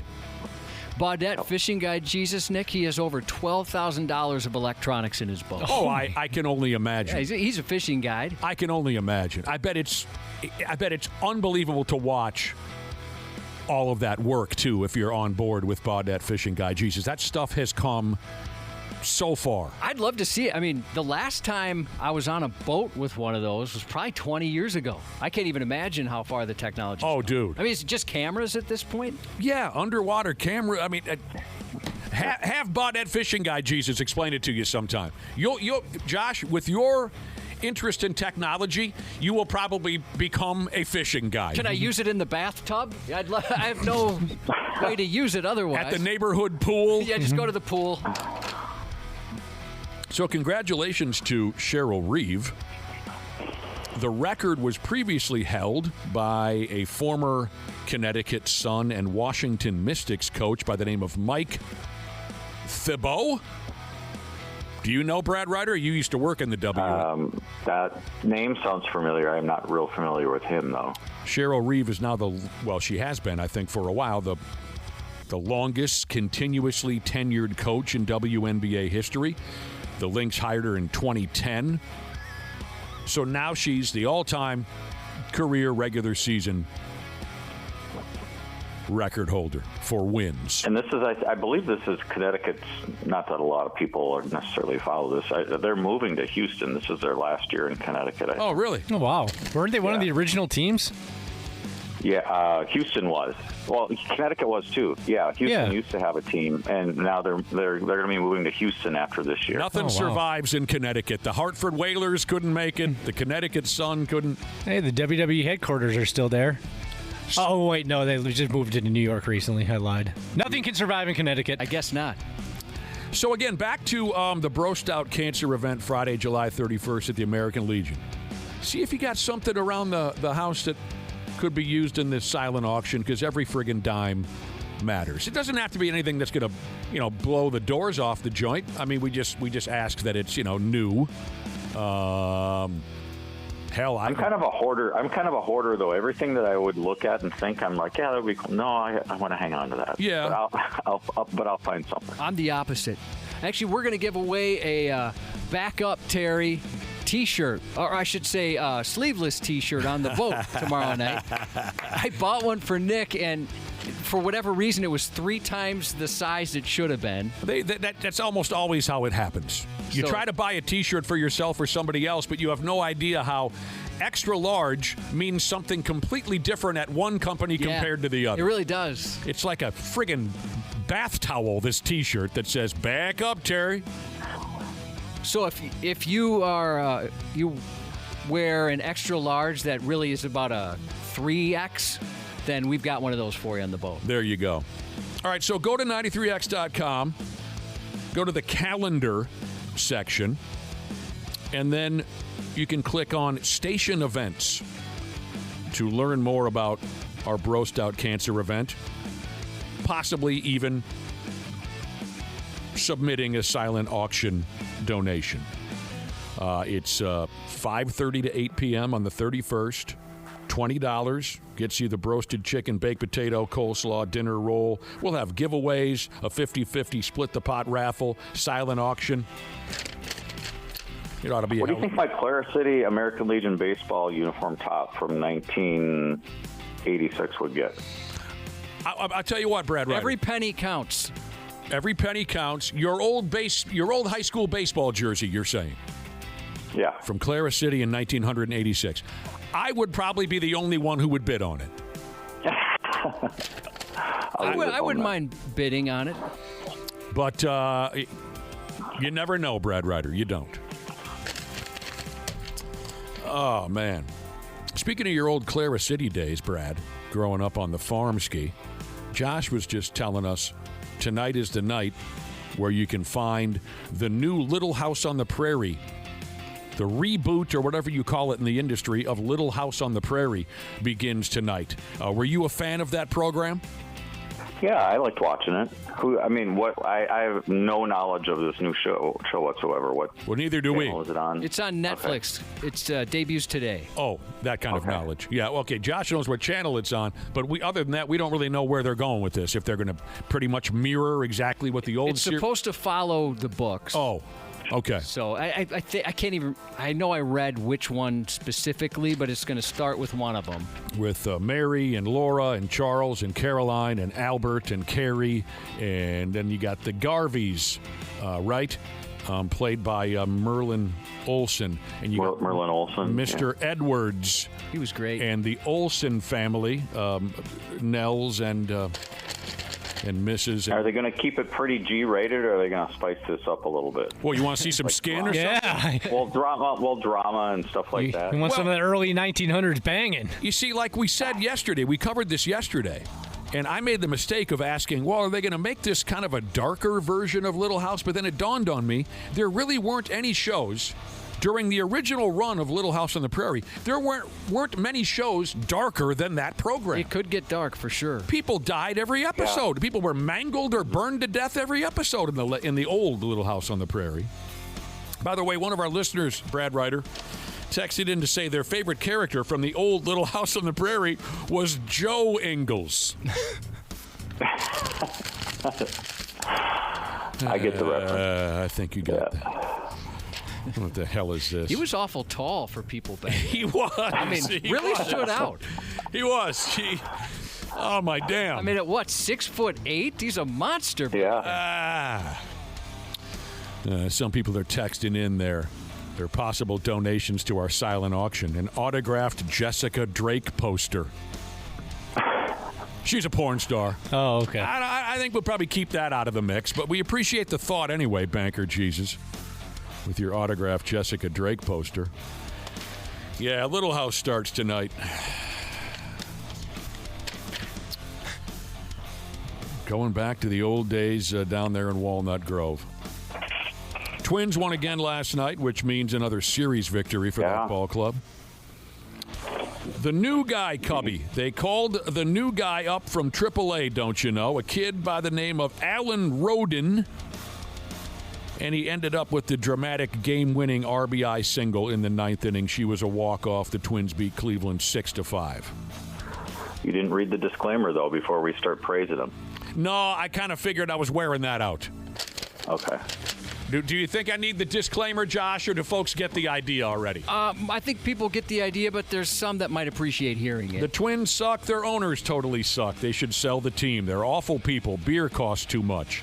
Sure, they've won a few games, but it doesn't matter. Even if they are in position to make the playoffs, they'll either be sellers at the trade deadline or they'll get whooped by the Yankees in the opening round. The Twins will never play in another World Series ever again. Royce Lewis sucks. Byron Buxton sucks. He says he wants to be here, but he really doesn't. They'll both be injured soon enough. Well, that happened. I wrote this 4 weeks ago, but it's come true. Their bullpen sucks. They're just going to trade Joe Ryan anyway, so who cares? Baseball sucks. Baseball is boring. The Pole Lads have ruined our lives. Okay, there's our disclaimer.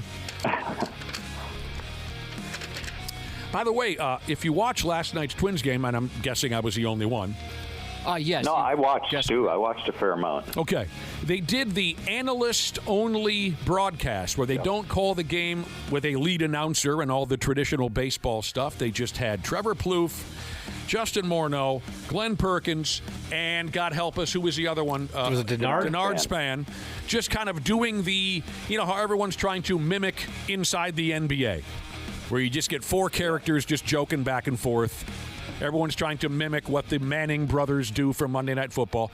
And I'm not trying to rip the program, but that's the general idea in case you haven't watched it yet. And the guys have fun. I enjoy it. I do.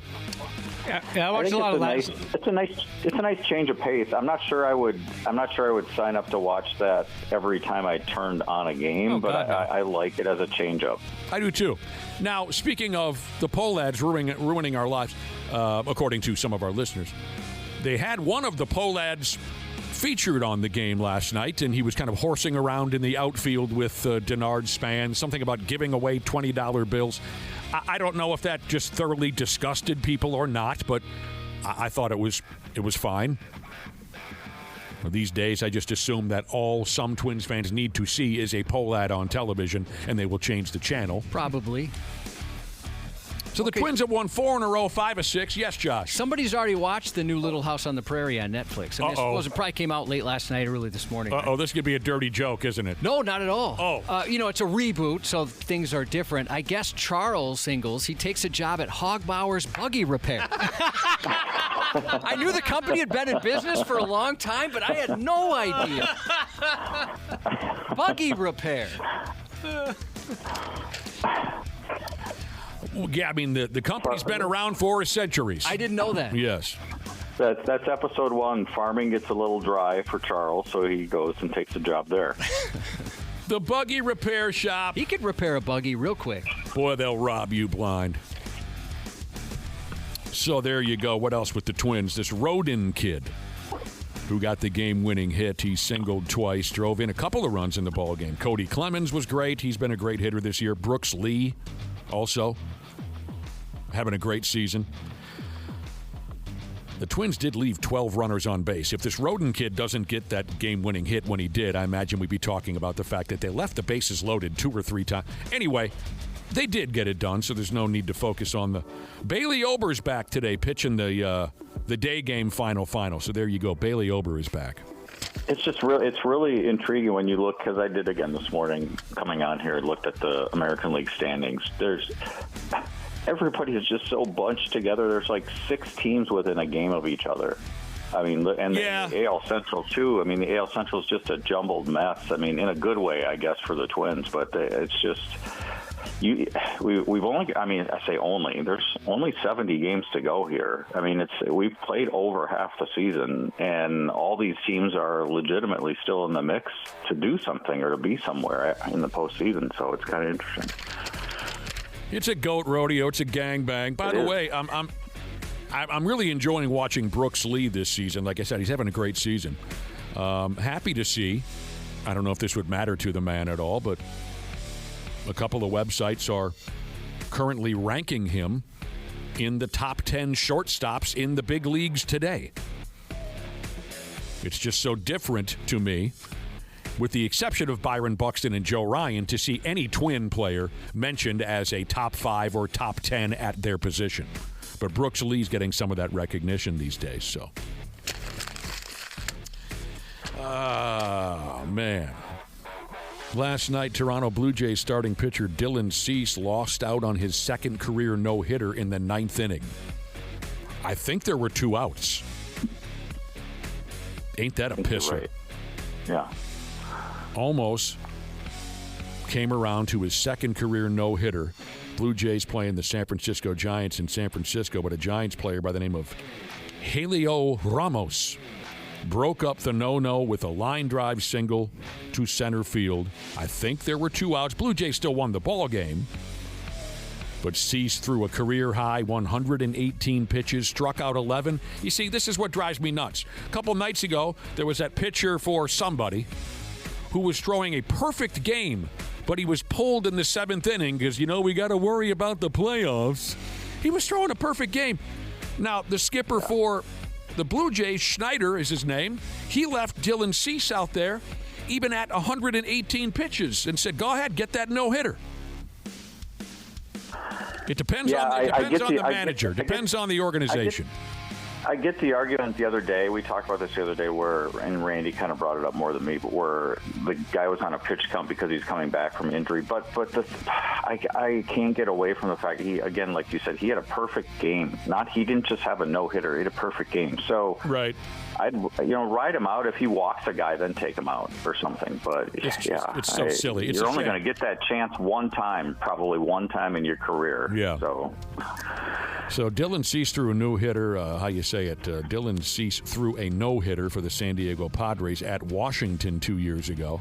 Maybe some of you Twins fans remember this, while pitching for the White Sox in 20 and 22. Cease lost a no-hit bid with 2 outs in the 9th when Luis Arraez singled for the Twins. So that's twice now where Cease has had a no-hitter busted up in the 9th. If you're at the plate and the pitcher's 1 out away from a no-hitter, do you swing away and go for it, or do you just maybe swing at some shoulder-high crap and let him have it? Well, anything but lay down a bunt is my answer to that question, because that'll get you killed. Yeah. That'll get you You're killed. not getting out of the stadium alive. It depends on the score, too. If it's 3-0, I think you're trying to get on base. But if it's 9-0 and you like the guy, I don't know. I mean, that's a good question. I have no idea how common a no-hitter is in high school baseball. I would imagine if you get a kid who's just far and above more talented than anyone else in the league, he could probably throw quite a few no-hitters. Mm-hmm. But I'll just tell you this. One of my buddies growing up, who's a career dick, playing high school baseball, he broke up a no-hitter by laying down a bunt, and everyone in the ballpark wanted to kick his ass. I bet. Yeah. Justin Verlander is going to retire after this baseball season. Josh, what do you think he'll do with all of his spare time? Oh, the million-man salute at some point. Yeah, the wife, for sure. When a guy like that goes home, how the hell is he going to keep himself occupied? Justin Verlander. Well, it's about time. It's obvious. The writing's on the wall. He'll go to the Hall of Fame. How old is he? 42, 43? 43. 43, yeah. Yeah, it's time. It is, and I've watched him pitch a couple times this year, and it just looks like everything he does, it looks like it hurts. It's labored. So get the hell out of here. Go celebrate your career. It was a wonderful career. He'll go smooth into the Hall of Fame. He made the announcement yesterday he'll finish his career where it all started in Detroit. That's where he's currently paid. At the All-Star game, he'll be present. Verlander was named to the American League All-Star team yesterday, as a legend pick. I guess I haven't followed this gimmick. In the past, players like Clayton Kershaw and Albert Pujols were put on all-star teams as a legend pick. That's the role that Verlander's going to play. I like that. Sure, why not? I mean, he started. They'll probably bring him in for a batter or two during the game, too. Yeah. Pitch a little bit, I'm sure. Yeah, he'll lob a couple up there. I mean, he's had a great career. He started 2 All-Star games. Speaking of the All-Star game, he started 2 of them. One of 11 pitchers with at least 3 Cy Young awards. One of the few pitchers to be named MVP. He won the Triple Crown in pitching. 3 no-hitters. Scorching hot wife. What else do you want? I can see him transitioning over to being in the booth, like being a color commentator if he wanted to. I can see that. Yeah, sure. But Jesus, wouldn't you just stop flying around the country on airplanes? Wouldn't you just stay home with old Flopsy there and see what the two of you can come up with? Load management. Load management is the word. Load management. 651 to 715. Jesus said Verlander could write a novel on the headboard. You're right. He has that skill set.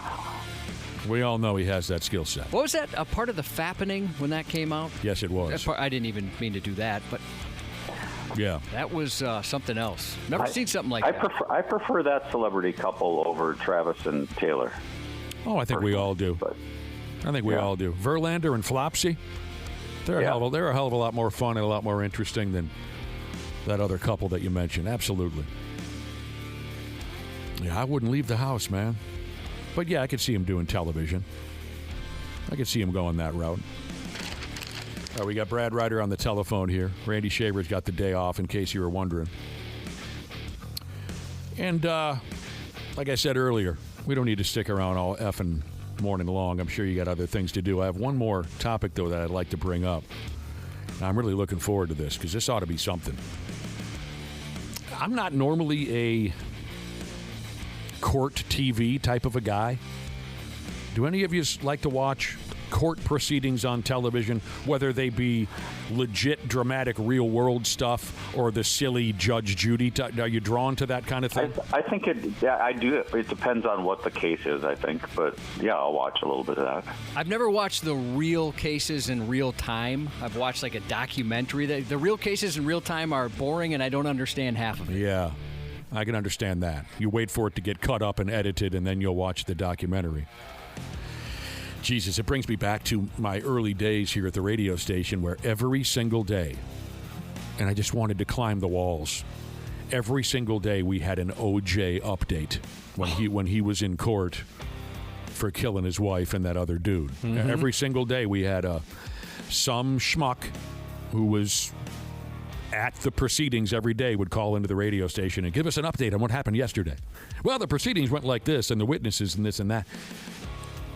I mean, sure, it was the trial of the century. It was, and it was an incredible story. We all know that. The story's been told a zillion times at this point. To have O.J. Simpson on trial for murder was a colossal thing at the time. But a daily update, I was ready to go bananas, Cubby. And did he say like very legalese? Like, did you understand what he meant? Did he put it in layman's terms at least? It was so long ago, I don't really remember, Dana. Mm-hmm. I think he kept it fairly simple for us, yeah. But that was 30 years ago. Well, and the trial went on for so long, so I bet by day whatever, you're like, okay. Yeah. Oh. But this ought to be something. I'm drawn to this. The criminal trial of former NFL analyst and quarterback Mark Sanchez will apparently begin September 8th, which coincidentally is the day before the start of the 20 and 26 NFL regular season. I don't know, because I've never really dabbled much with court TV and that type of a thing, that I might be more drawn to this than the actual NFL season when it... I'm intrigued by this because there's so many things about this case that people don't know yet. I mean, there's a lot of stuff like how did this happen? How did it start? Like, how did it escalate? I don't think a lot of the details have come out, and I think there's a lot of people interested in that. I don't think Mark remembers how it happened either. No. He doesn't remember anything about that night. Was he all jacked up on booze and pills, or what was it now? Yeah, I thought it was a few things. You could tell. I mean, when you watch some of that surveillance video, he had no idea what was going on. So this trial has been delayed a half dozen times already, from what I understand. So don't hold me accountable for that start date. But the word now is, like I said, September 8th, the day before the 20 and 26 regular season begins. I mean, last year sometime, this Sanchez guy went completely off his rocker and decided to play dagger tag with a 70-year-old truck driver in the middle of the night in downtown Indianapolis. This could be fun. Oh, here's a listener texting in. I was talking about our old OJ update. But that was before this radio show was a thing. That was my first year or two in the business. People want to know whatever happened to our movie review guy, James Rocky. Well, unfortunately, he passed away. I was just texting. Oh, he did. He was a really good guy. We had James Rocky on quite often talking about movies. Mr. DVD, when he first started. That's right. Back when it was for Netflix. You know, when they used to mail out DVD. There's probably people that don't even know they used to mail out DVDs. Damn. Yeah. James Rocky. Poor guy. Brad Ryder, thanks for every damn thing. Thanks for helping us out. Randy Shaver wasn't able to make it today, but we knew we could count on the old boy from Clara City. Yep, no problem. Talk to you guys tomorrow. We will talk to you tomorrow morning. We'll be back in a few minutes here on the Half-Assed Morning Show. 93. Air conditioning. The love of my life. Uh-oh. That doesn't sound good. What's going on, Habs podcasters? We're getting into that soupy part of the summer when your air conditioning is going to be holding on for dear life. That's where our friends at Standard Heating and Air Conditioning come into play. If your AC is out, you shouldn't have to wait. Standard prioritizes homes without cooling, so they got your back. With over 70 trucks on the road, they're ready to make you comfortable fast. That's better. Schedule now at standardheating.com, providing the comfort you deserve since 1930. Years of hard work, and now you've got pain in your back, your shoulders, your knees, maybe your joints. You need help. Randy Shaver here with the answer. Dave Bialke. He's got over 30 years experience in getting workers' compensation benefits for people just like you. Don't suffer. Call Bialke Law today, 763-571-2410, or go to bialkelaw.com. That's BIALKE law.com. And it spells relief for you. Jim Rome takes on sports. Part of what makes this show is the show within the show. The biggest topic on the show always seems to be the show itself. This is a way to give you clones a way to interact with one another. Yes, we will be going through the chat. Yes, it'll be a part of the program. The only thing that could ruin the show are the old school clones spitting up the same bull crap that they always have. The jungle is out taking names and ready to dominate. Let's get it. The Jim Rome Show podcast. Follow and listen on your favorite platform. The 93X Half-Assed Morning Show. All right, for Cripe's sake, welcome back to the show, the 93X Half-Assed Morning Show. If you're wondering if things seem a little different this morning, yes, we've altered our regular schedule this morning for this reason and that reason. Hope you don't mind. We had some things come up, and we've had to alter. Well, first off, we had to make room for our now official show sponsor, Hogbauer Automotive. This portion of the Half-Assed Morning Show is brought to you by Hogbauer Automotive, conveniently located at 3rd Avenue and Main Street. We've got the fairest prices in town. What's the bill? How much you got? No, I'm asking how much the repairs are.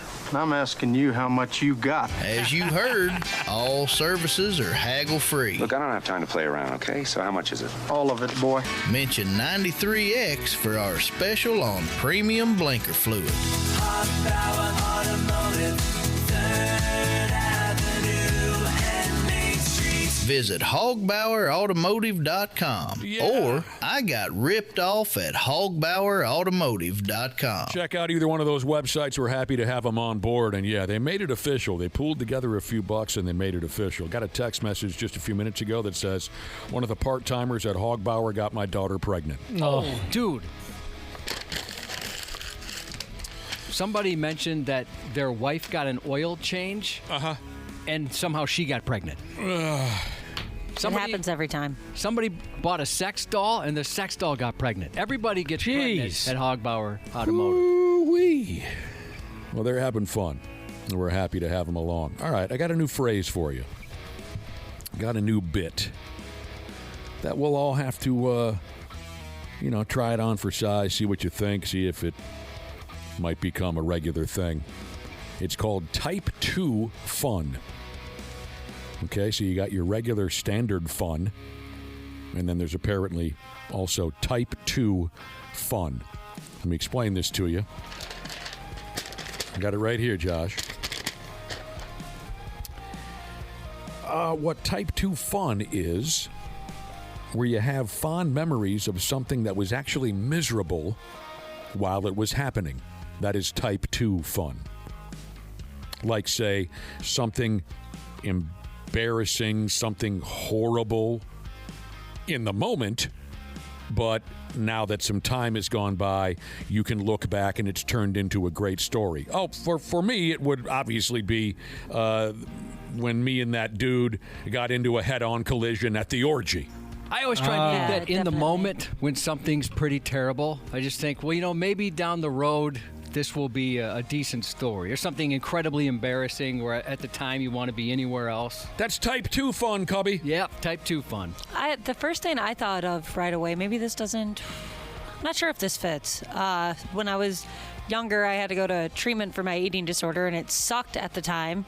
I missed school, had to go to this place. But looking back, I'm like, okay, that was kind of the bee's knees. You got really good food. I painted my nails like all day. We watched long. movies, barely any schoolwork.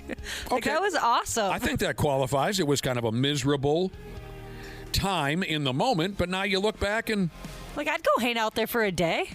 Why not? Yeah, that's how they're doing it. Unlike regular fun, they say Type 2 fun isn't exactly enjoyable in the moment. But then after a while, you laugh when you think about it. So they say next time you're halfway through something difficult or miserable and you're wondering how you got yourself in that situation or why you agreed to the situation. Just remember, you might be making your all-time favorite story. So yeah, the head-on collision with me and that other guy at the orgy, certainly I'd chalk that up as a type 2 fun story. I'm going to go ahead with this too, Josh. I'm going to say my story about the clown party bus qualifies as type 2 fun, because in the moment I could not believe how stupid a situation I was in. But after the fact, I do enjoy telling that story. That's a great story. Total, absolute nightmare at the time. You guys want to go on a bus party tonight? Hell yeah, we want to go on a bus party tonight. All right, cool. Well, then here you go. I got all the clown makeup. Just put on the clown makeup, put on the clown suit and the big shoes and the big red hairdo, and we'll be ready to go. And we said, wait a minute, what? Lead with that part. I think it's a good way to stay sane. In a crappy situation, you think, all right, this will be a story someday. Yeah. It always makes me feel a little better. Sometimes all I can do is laugh to keep from crying. Sometimes still a tear comes out. Yeah. So can you think of one, Josh? I mean, can you think of one that would qualify for your top type 2 fun story? I guess being a dad, Josh, there's probably like a million. Oh, people are when texting it comes that to in. kids. They Yeah. said parenting, basically, it's just nonstop. Yeah. Type 2 fun is parenting in general. Yeah, where you just, some of the decisions the kids make or things they do is ridiculous. You can't figure it out. Or it's very costly, and then later on it becomes a story. The one that came to mind for me was in 8th grade. Summer going into 8th grade, I had a penalty kick that would have sent our team to state. And the girl I liked at the time, she had came and rode her bike to watch the game. And I missed the kick, get saved, we lose, we're not going to state, and I'm crying. I could not stop crying. Well, why couldn't you hold it together, for Christ's sake? I was so emotional. I still am an emotional guy, but missing that kick. And that girl that I like, Sarah, was sitting over there, and it was so awful at the time, but it's turned into the greatest lifetime inside joke ever with my good friends and I. They're always just like, think how better your life would be right now had you made that penalty kick. You and Sarah would probably be on an island somewhere. I bet, yeah. And then, more recently, so Lionel Messi, the best soccer player ever, he missed a penalty kick the other day. And in the group chat, they're like, hey, maybe text Sarah and say, hey, even the greatest of all time misses penalty kicks. There's still time. How about a second chance? So did she lose interest in you when she saw what a little bitch you were? Probably, yeah. Yeah, 100%. God dang it. I know. Awkward. The one that got away. When you're close to death, I mean, Nick, both of us outrunning a tornado one year. I mean, that was terrifying. Well, yeah, it's funny you bring up a tornado. Some guy texted in about his type 2 fun story. He said, working at Brainerd International Raceway during the tornado in 91. It was miserable at the time, but now he looks back and it's a great story. Yeah, once you survive, it becomes a great story. The night we had to outrun that tornado, oh, Jesus, in the moment, I really thought we were dead. I really did. Oh, this is a great answer via the text machine. Any person who's ever been in the military, it's terrible while you're doing it, but you look back fondly afterwards. I'm sure. I love hearing those stories. Plenty of people are saying, the poop your pants stories later on, they're kind of fun. Oh, absolutely. That's great. In the moment, that's pretty bad. That's a perfect example. That is a great example. How about when that old man knocked you out when you were a kid, Josh? That's got to be the type 2 fun story for you. No, I don't have good memories about that. But when you tell the story, you don't enjoy looking back at that story? No. Oh, you don't enjoy it? It's uncomfortable for quite a few reasons. He accidentally knocked me out. He hit me on purpose, but he didn't mean to knock me out. No. The old man that knocked the piss out of you. I thought you meant my dad. No. Because my dad knocked me out. Yeah, that was an accident. I'm talking about when that old crazy guy in your neighborhood beat you up. Yeah, so I didn't get fully knocked out, but I came as close as you can get. It's the birds, the stars, all that spinning around. I was just the closest guy there. He got me from behind. I was totally confused. Took a while to figure out what even happened. All right, feel free to text in your type 2 fun stories if you like. We're at 651-989-9393. And again, the definition is something that was horrible, embarrassing, just a terrible time in the moment, but now you look back and it's turned into a great story. Go ahead. We got time sitting around here. Mediocre at best, trucker Jesus says, my entire childhood, he says, was kind of a... All right. We look forward to reading a few of those before we get out of here. Oh, so yesterday, I was watching the movie Battlefield Earth. Did you really watch it? Of course not. I'm kidding. Of course not. Shocked me.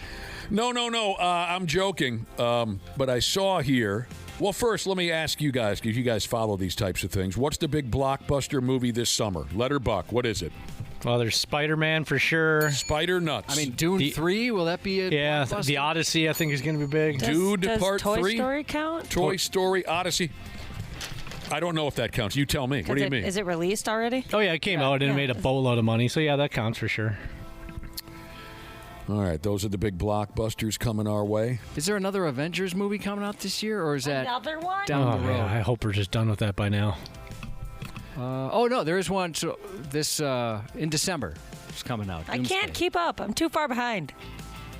I need to slow down. There's a new Jumanji coming out. Oh, that's sweet. I'm excited for that. According to Ranker.com, Battlefield Earth, a movie from the year 2000, was voted the worst blockbuster movie of all time.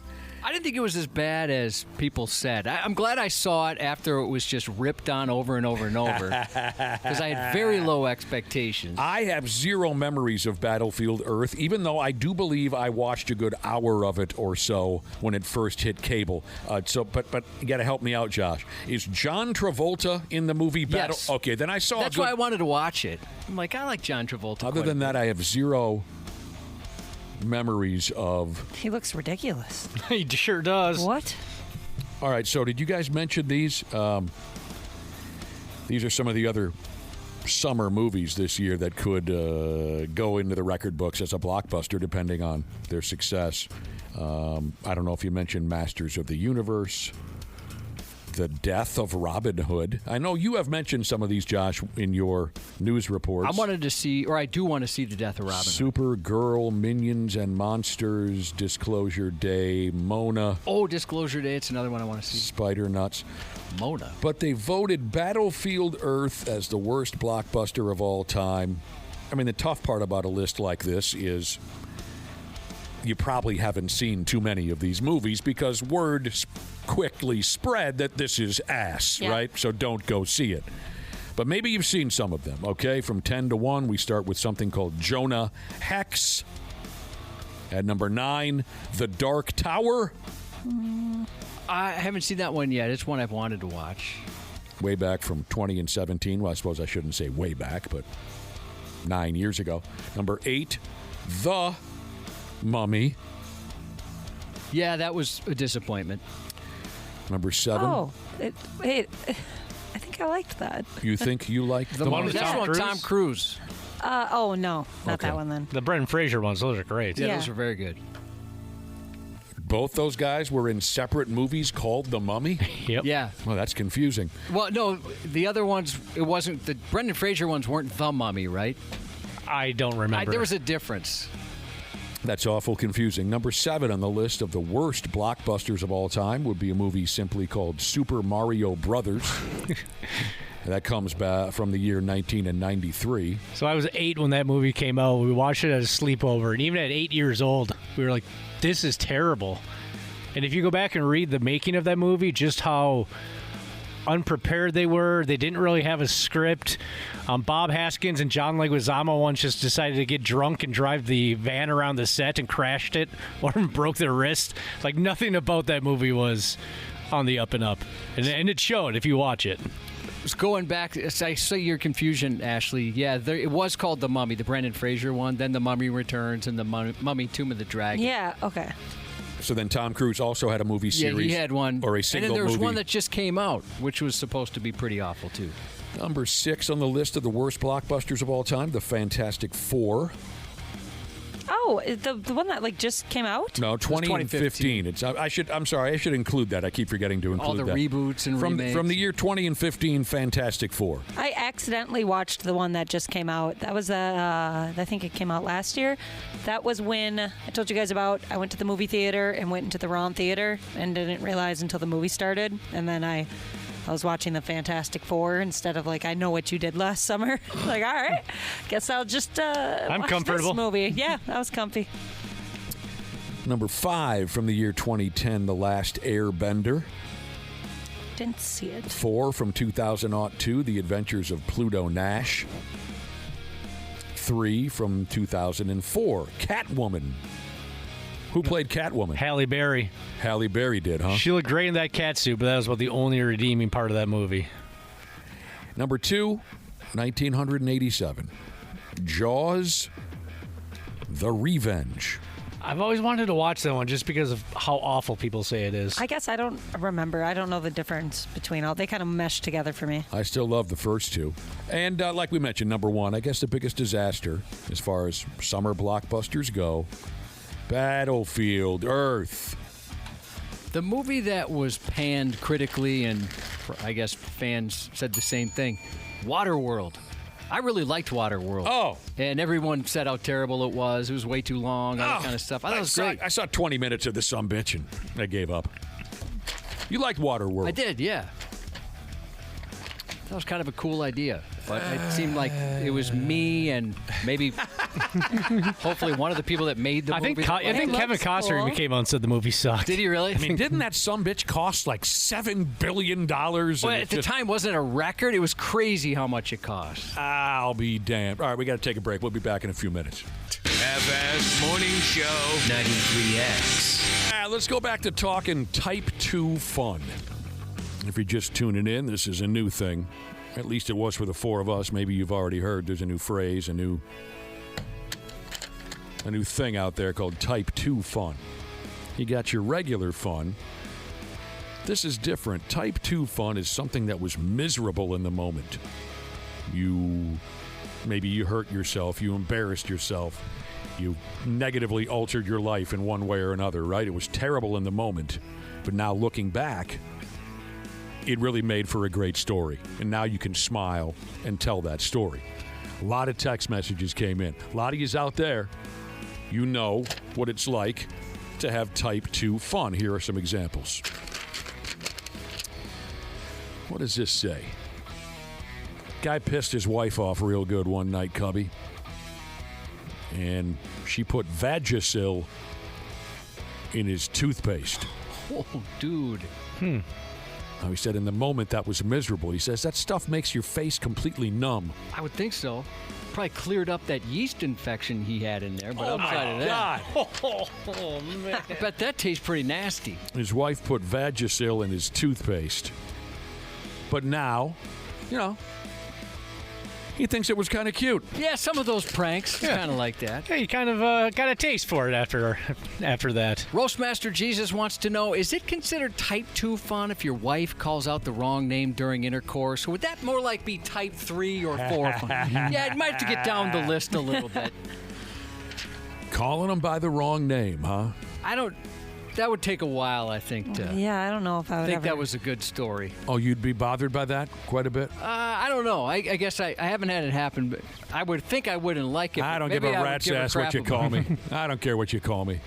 For the rest of our relationship, I'd have to have her call me that. No, not Josh. Ronaldo. Now you have a new name, at least when you're in the sack? Yeah. Call me by my new character name, Ronaldo. Here's a listener who snapped his arm in half when he was in preschool. Ooh, man. He said it hurt like hell in the moment, but it does now make for a good story because he tried hiding it from his teachers. So he must have been doing, he didn't explain this in the text, but he must have been doing something that could get him in trouble because he tried to hide this broken arm from his teachers. He says it didn't work. It's difficult to hide when a bone is protruding through your skin and blood is everywhere. But I get that as a little kid. He was effing off to some level. I always thought I was going to be in trouble about everything, so I could definitely see that. This person says they're about to retire from being in the Navy, almost 20 years, and worked on a flight deck of an aircraft carrier. Awesome. Oh, wow. He said he got blown over. He fell on the flight deck for everyone around and their mom to see. He was embarrassed at the time, but now he just tells people he tried to fly, but he wouldn't recommend it. Like the jet blast? I guess, blew him into the... Well, God, I mean, I imagine that's difficult. No matter. I've heard that's so dangerous. I don't care who you are, yeah. Or maybe it was just out there in the middle of the ocean. The wind was strong enough to blow him over. I think he said it was a jet blast. Oh, in a follow-up text, yeah. Hillman Welder Jesus joining in the conversation on Type 2 fun, which is something that wasn't terribly pleasurable in the moment, but looking back, you can have a laugh. Hillman Welder Jesus when he got hit by a car on his mini bike. Oh, I bet. He didn't explain any further, but yeah, I bet in the moment that was terrifying. I want to know more. Concrete firefighter Jesus, he can relate to all this type of conversation. He says, we have a saying in the business when we have bad days. We say to each other, we'll laugh about this in January. That's how you got to do it. Type 2 fun, a listener says. For me, it was when I got arrested when I was 18. Spent 72 hours in the Hennepin County lockup downtown. And it actually turned out to be kind of fun. Made some friends in lockup and read some really good books. You lived a little life. You know, you got some experience under your belt. Oh, did I? I'm sorry if I made it seem as if this letter came from a he. This is from Tree Care Sheezes. She got arrested for fighting when she was 18. 72 hours in the lockup. I was just going to say. You must have really whooped somebody's ass. Or something was going on there. Had some liquor on the breath or something. You got any books you'd like to recommend to anybody who's about ready to spend some time? You read a lot of books, Josh. Anything by Vince Flynn. Vince Flynn? Brad Thor, Mark Graney. Those are the ones I'm into lately. Now, this I would like to hear more about. This is a listener, ADHD Jesus. When he was working as a school bus driver, maybe he still is, I can't be sure. He was working as a school bus driver, and he was receiving death threats from a 12-year-old. No. That's terrible. What are you doing? What? Oh, man. Like a sixth grader was writing you notes? Or Fight me, kid. Fight me. I can't imagine how pissed off I'd be as a parent. Oh, and just devastated and embarrassed. I got to go back to the text machine. Maybe he can follow up on this. You were receiving death threats from a 12-year-old. What was his name again? ADHD Jesus. I'm going to keep an eye out. Maybe you've got some more explaining to do on that one. How was work today, hon? Oh, another death threat. No, another death threat. Shoot, dang it. Well, I mean, from a child, though. Yeah, I mean, it's funny. Terrified. From a child. Metal Muncher Jesus says his first day working at the state fair, they're on the trailer moving barrels. Barrel moving. Wanted to really impress the coworkers by hanging off the side of the trailer. They hit a bump. He fell, hanging onto the side of the trailer, hit the road. He said he was being dragged by the trailer because he didn't let go, and his shorts got dragged off. Never heard the the end of it, and my ass cheeks were scraped up for weeks. Yeah, trying to impress people and something bad happens. That's even worse. 14 years ago, a listener says, I fell off a cliff. Got a concussion. Snapped his collarbone, and just for the record, this was while I was on a second date with a lady. Was there a third? Yes. He can proudly say they just celebrated 7 years of marriage last month. Oh, Congratulations. that's awesome. Fell off a cliff. Like I said, scrambled his brains and broke his collarbone on a date. It was the second date. Oh, my God. I don't know if I'd have the balls to ask her out a third time after she saw that. Yeah, I'm with you on that. Depending on how it happened. I mean, I'm picturing... Might be a very caring person. I'm just picturing that he just clumsily fell off a cliff. There could be circumstances there that I'm not aware of. Stonemason Jesus said one time he fell off the Spoon and Cherry at the Sculpture Garden. Broke his leg, landed in the pond, and got covered in goose poop. Oh. Surprised they got all the way up there. They take that pretty seriously. Now, again, the subject is Type 2 fun. This is a brand new definition, or whatever you want to call it, a brand new phrase, where it was anything but fun in the moment, but years later you can look back and laugh, and it's turned into a great story. Plenty of people made a joke about their past marriages. Plenty of people have texted in saying, hell, my first marriage, my second marriage, you could define it as type 2 fun because I thought it was awful. It turned into terrible things, but now I'm okay with it and I can laugh. But here's one in particular. My divorce, this listener says, you can call it type 2 fun. I wonder why I got married to her and why I didn't see some of the things. And I mean, I think we've all looked back and said, it didn't have to be a marriage. We've all looked back at past relationships. I mean, I've asked myself, what the hell was I doing? Yeah. Plenty of times. Why did I choose? Why did I think that was okay? Why did I think? So anyway, this guy goes on to say, I don't know how I didn't see some of the things, but now that I'm divorced, I'm happy.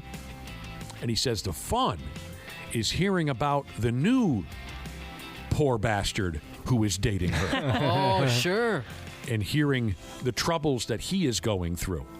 The poor bastard that's now dating his ex. I thought of one, and I know I've told you this before, but when me and the family went to eat at the Mall of America outside of House of Comedy, right? Mm-hmm. Had a little burger Sure. restaurant there, and I fell onto a family's table. Oh, yeah. Ended up having to buy 2 meals that evening. That's just so great that happened to you. Well, the worst part is, it's like when you're falling off a bike or something and it's in slow motion. Yep.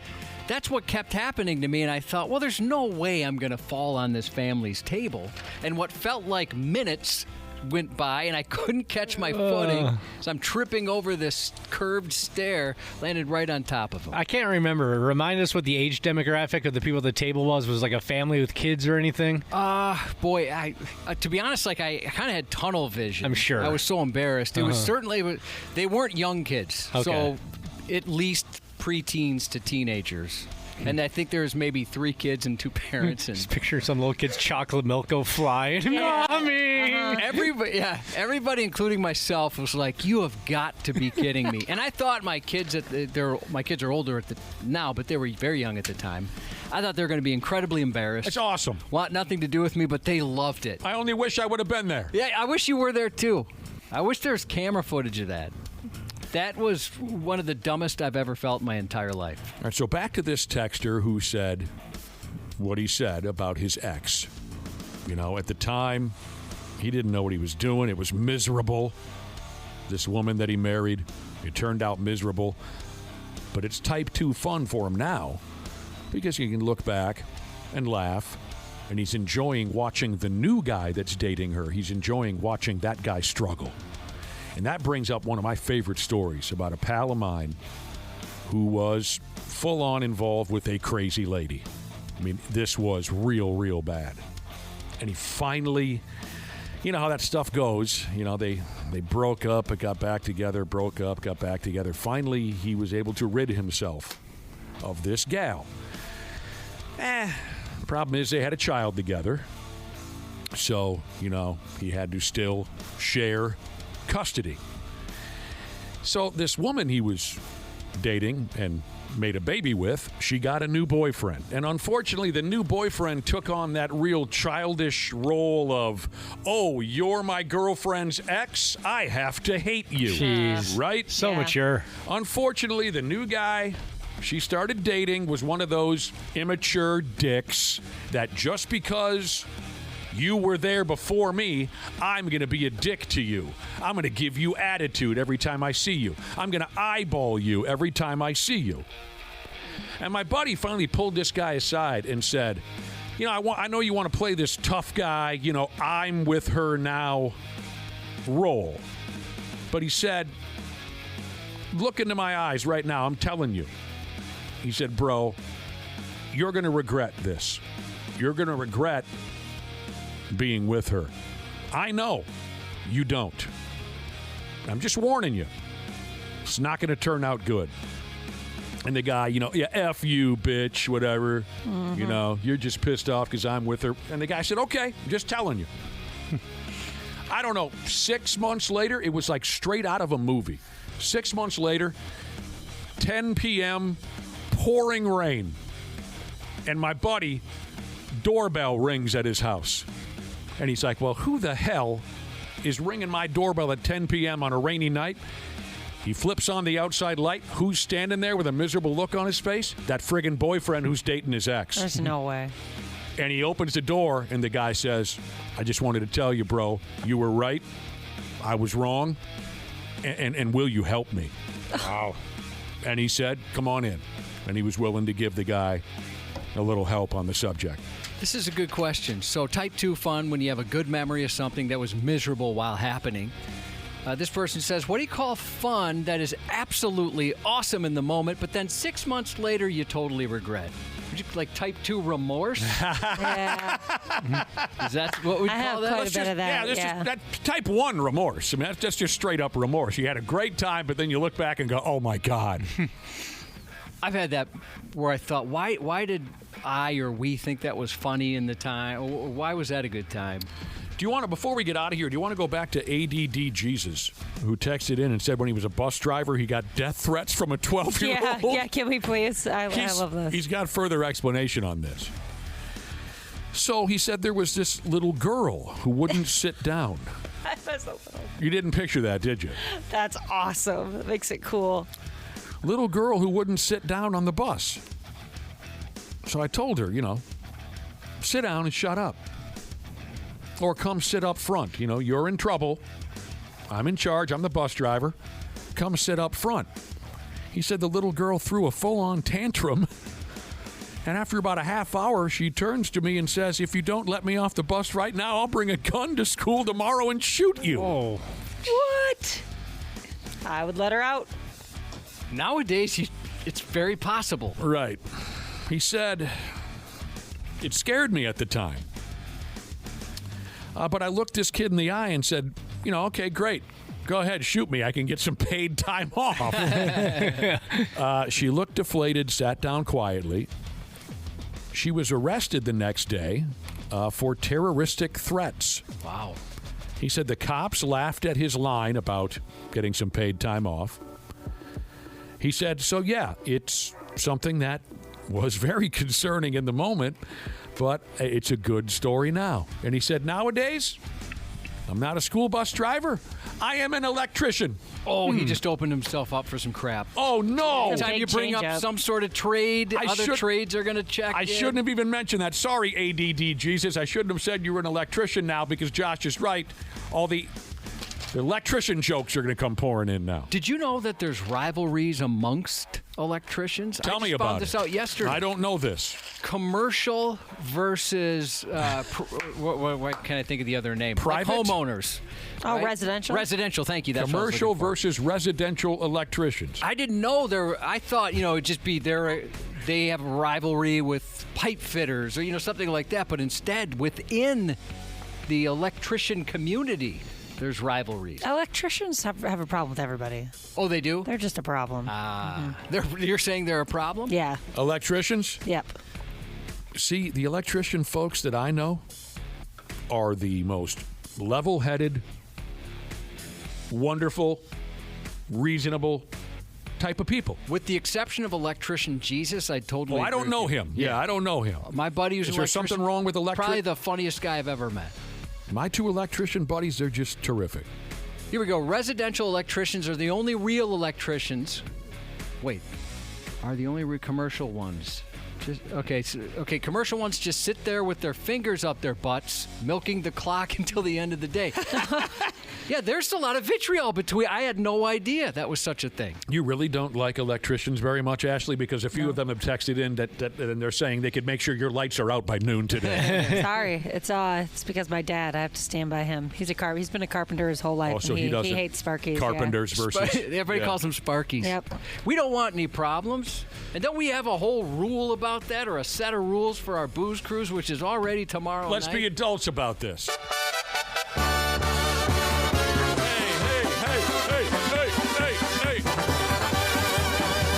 Tomorrow night we'll be out of sight, gonna drink responsibly. Nick and Josh will look hot as hell along with Dana and Ashley. We'll get our party on, inhibition's gone, but we've got just one last plea.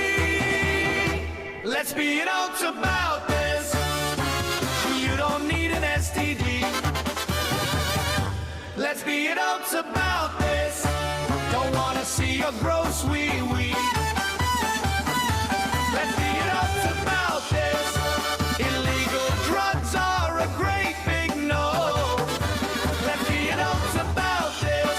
From the Half-Ass Morning Show. I mean, it's gotten to the point now where we have a polka version of our I love it. Booze Cruise theme R&B song. tomorrow. Oh, I'm Final so one of the psyched. week. R&B. sensual. Yes, very sensual. I was just going to ask, I mean, who knows what direction we go tomorrow, but you're promising us some, promising is the word, you're promising us some R&B. We want folks to get a little sexed up. Gonna before they lick get you on that. up and down. Tile Jesus, he brings up a stereotype I've heard many times about electricians. Couldn't tell if it's true. Talk true to or me. Not. He said the only rivalry that electricians really have is with a broom. Have you guys heard that too? Yeah. I suppose your dad's probably mentioned that, huh? Yes. Because they don't clean up Yeah, after that's the wires. very, very well known. There's wire housing everywhere. I effing love it. That's a great way to close her out today, Cubby. Happy 13th to Kylie from Keystone Light Jesus. Happy 30th to Sarah from All Panic at the Disco Jesus. And happy birthday to Cabinet Builder Jesus in Lubbock, Texas from his better half. 93X. Air conditioning. The love of my life. Uh-oh. That doesn't sound good. What's going on, Habs podcasters? We're getting into that soupy part of the summer when your air conditioning is going to be holding on for dear life. That's where our friends at Standard Heating and Air Conditioning come into play. If your AC is out, you shouldn't have to wait. Standard prioritizes homes without cooling, so they got your back. With over 70 trucks on the road, they're ready to make you comfortable fast. That's better. Schedule now at standardheating.com, providing the comfort you deserve since 1930.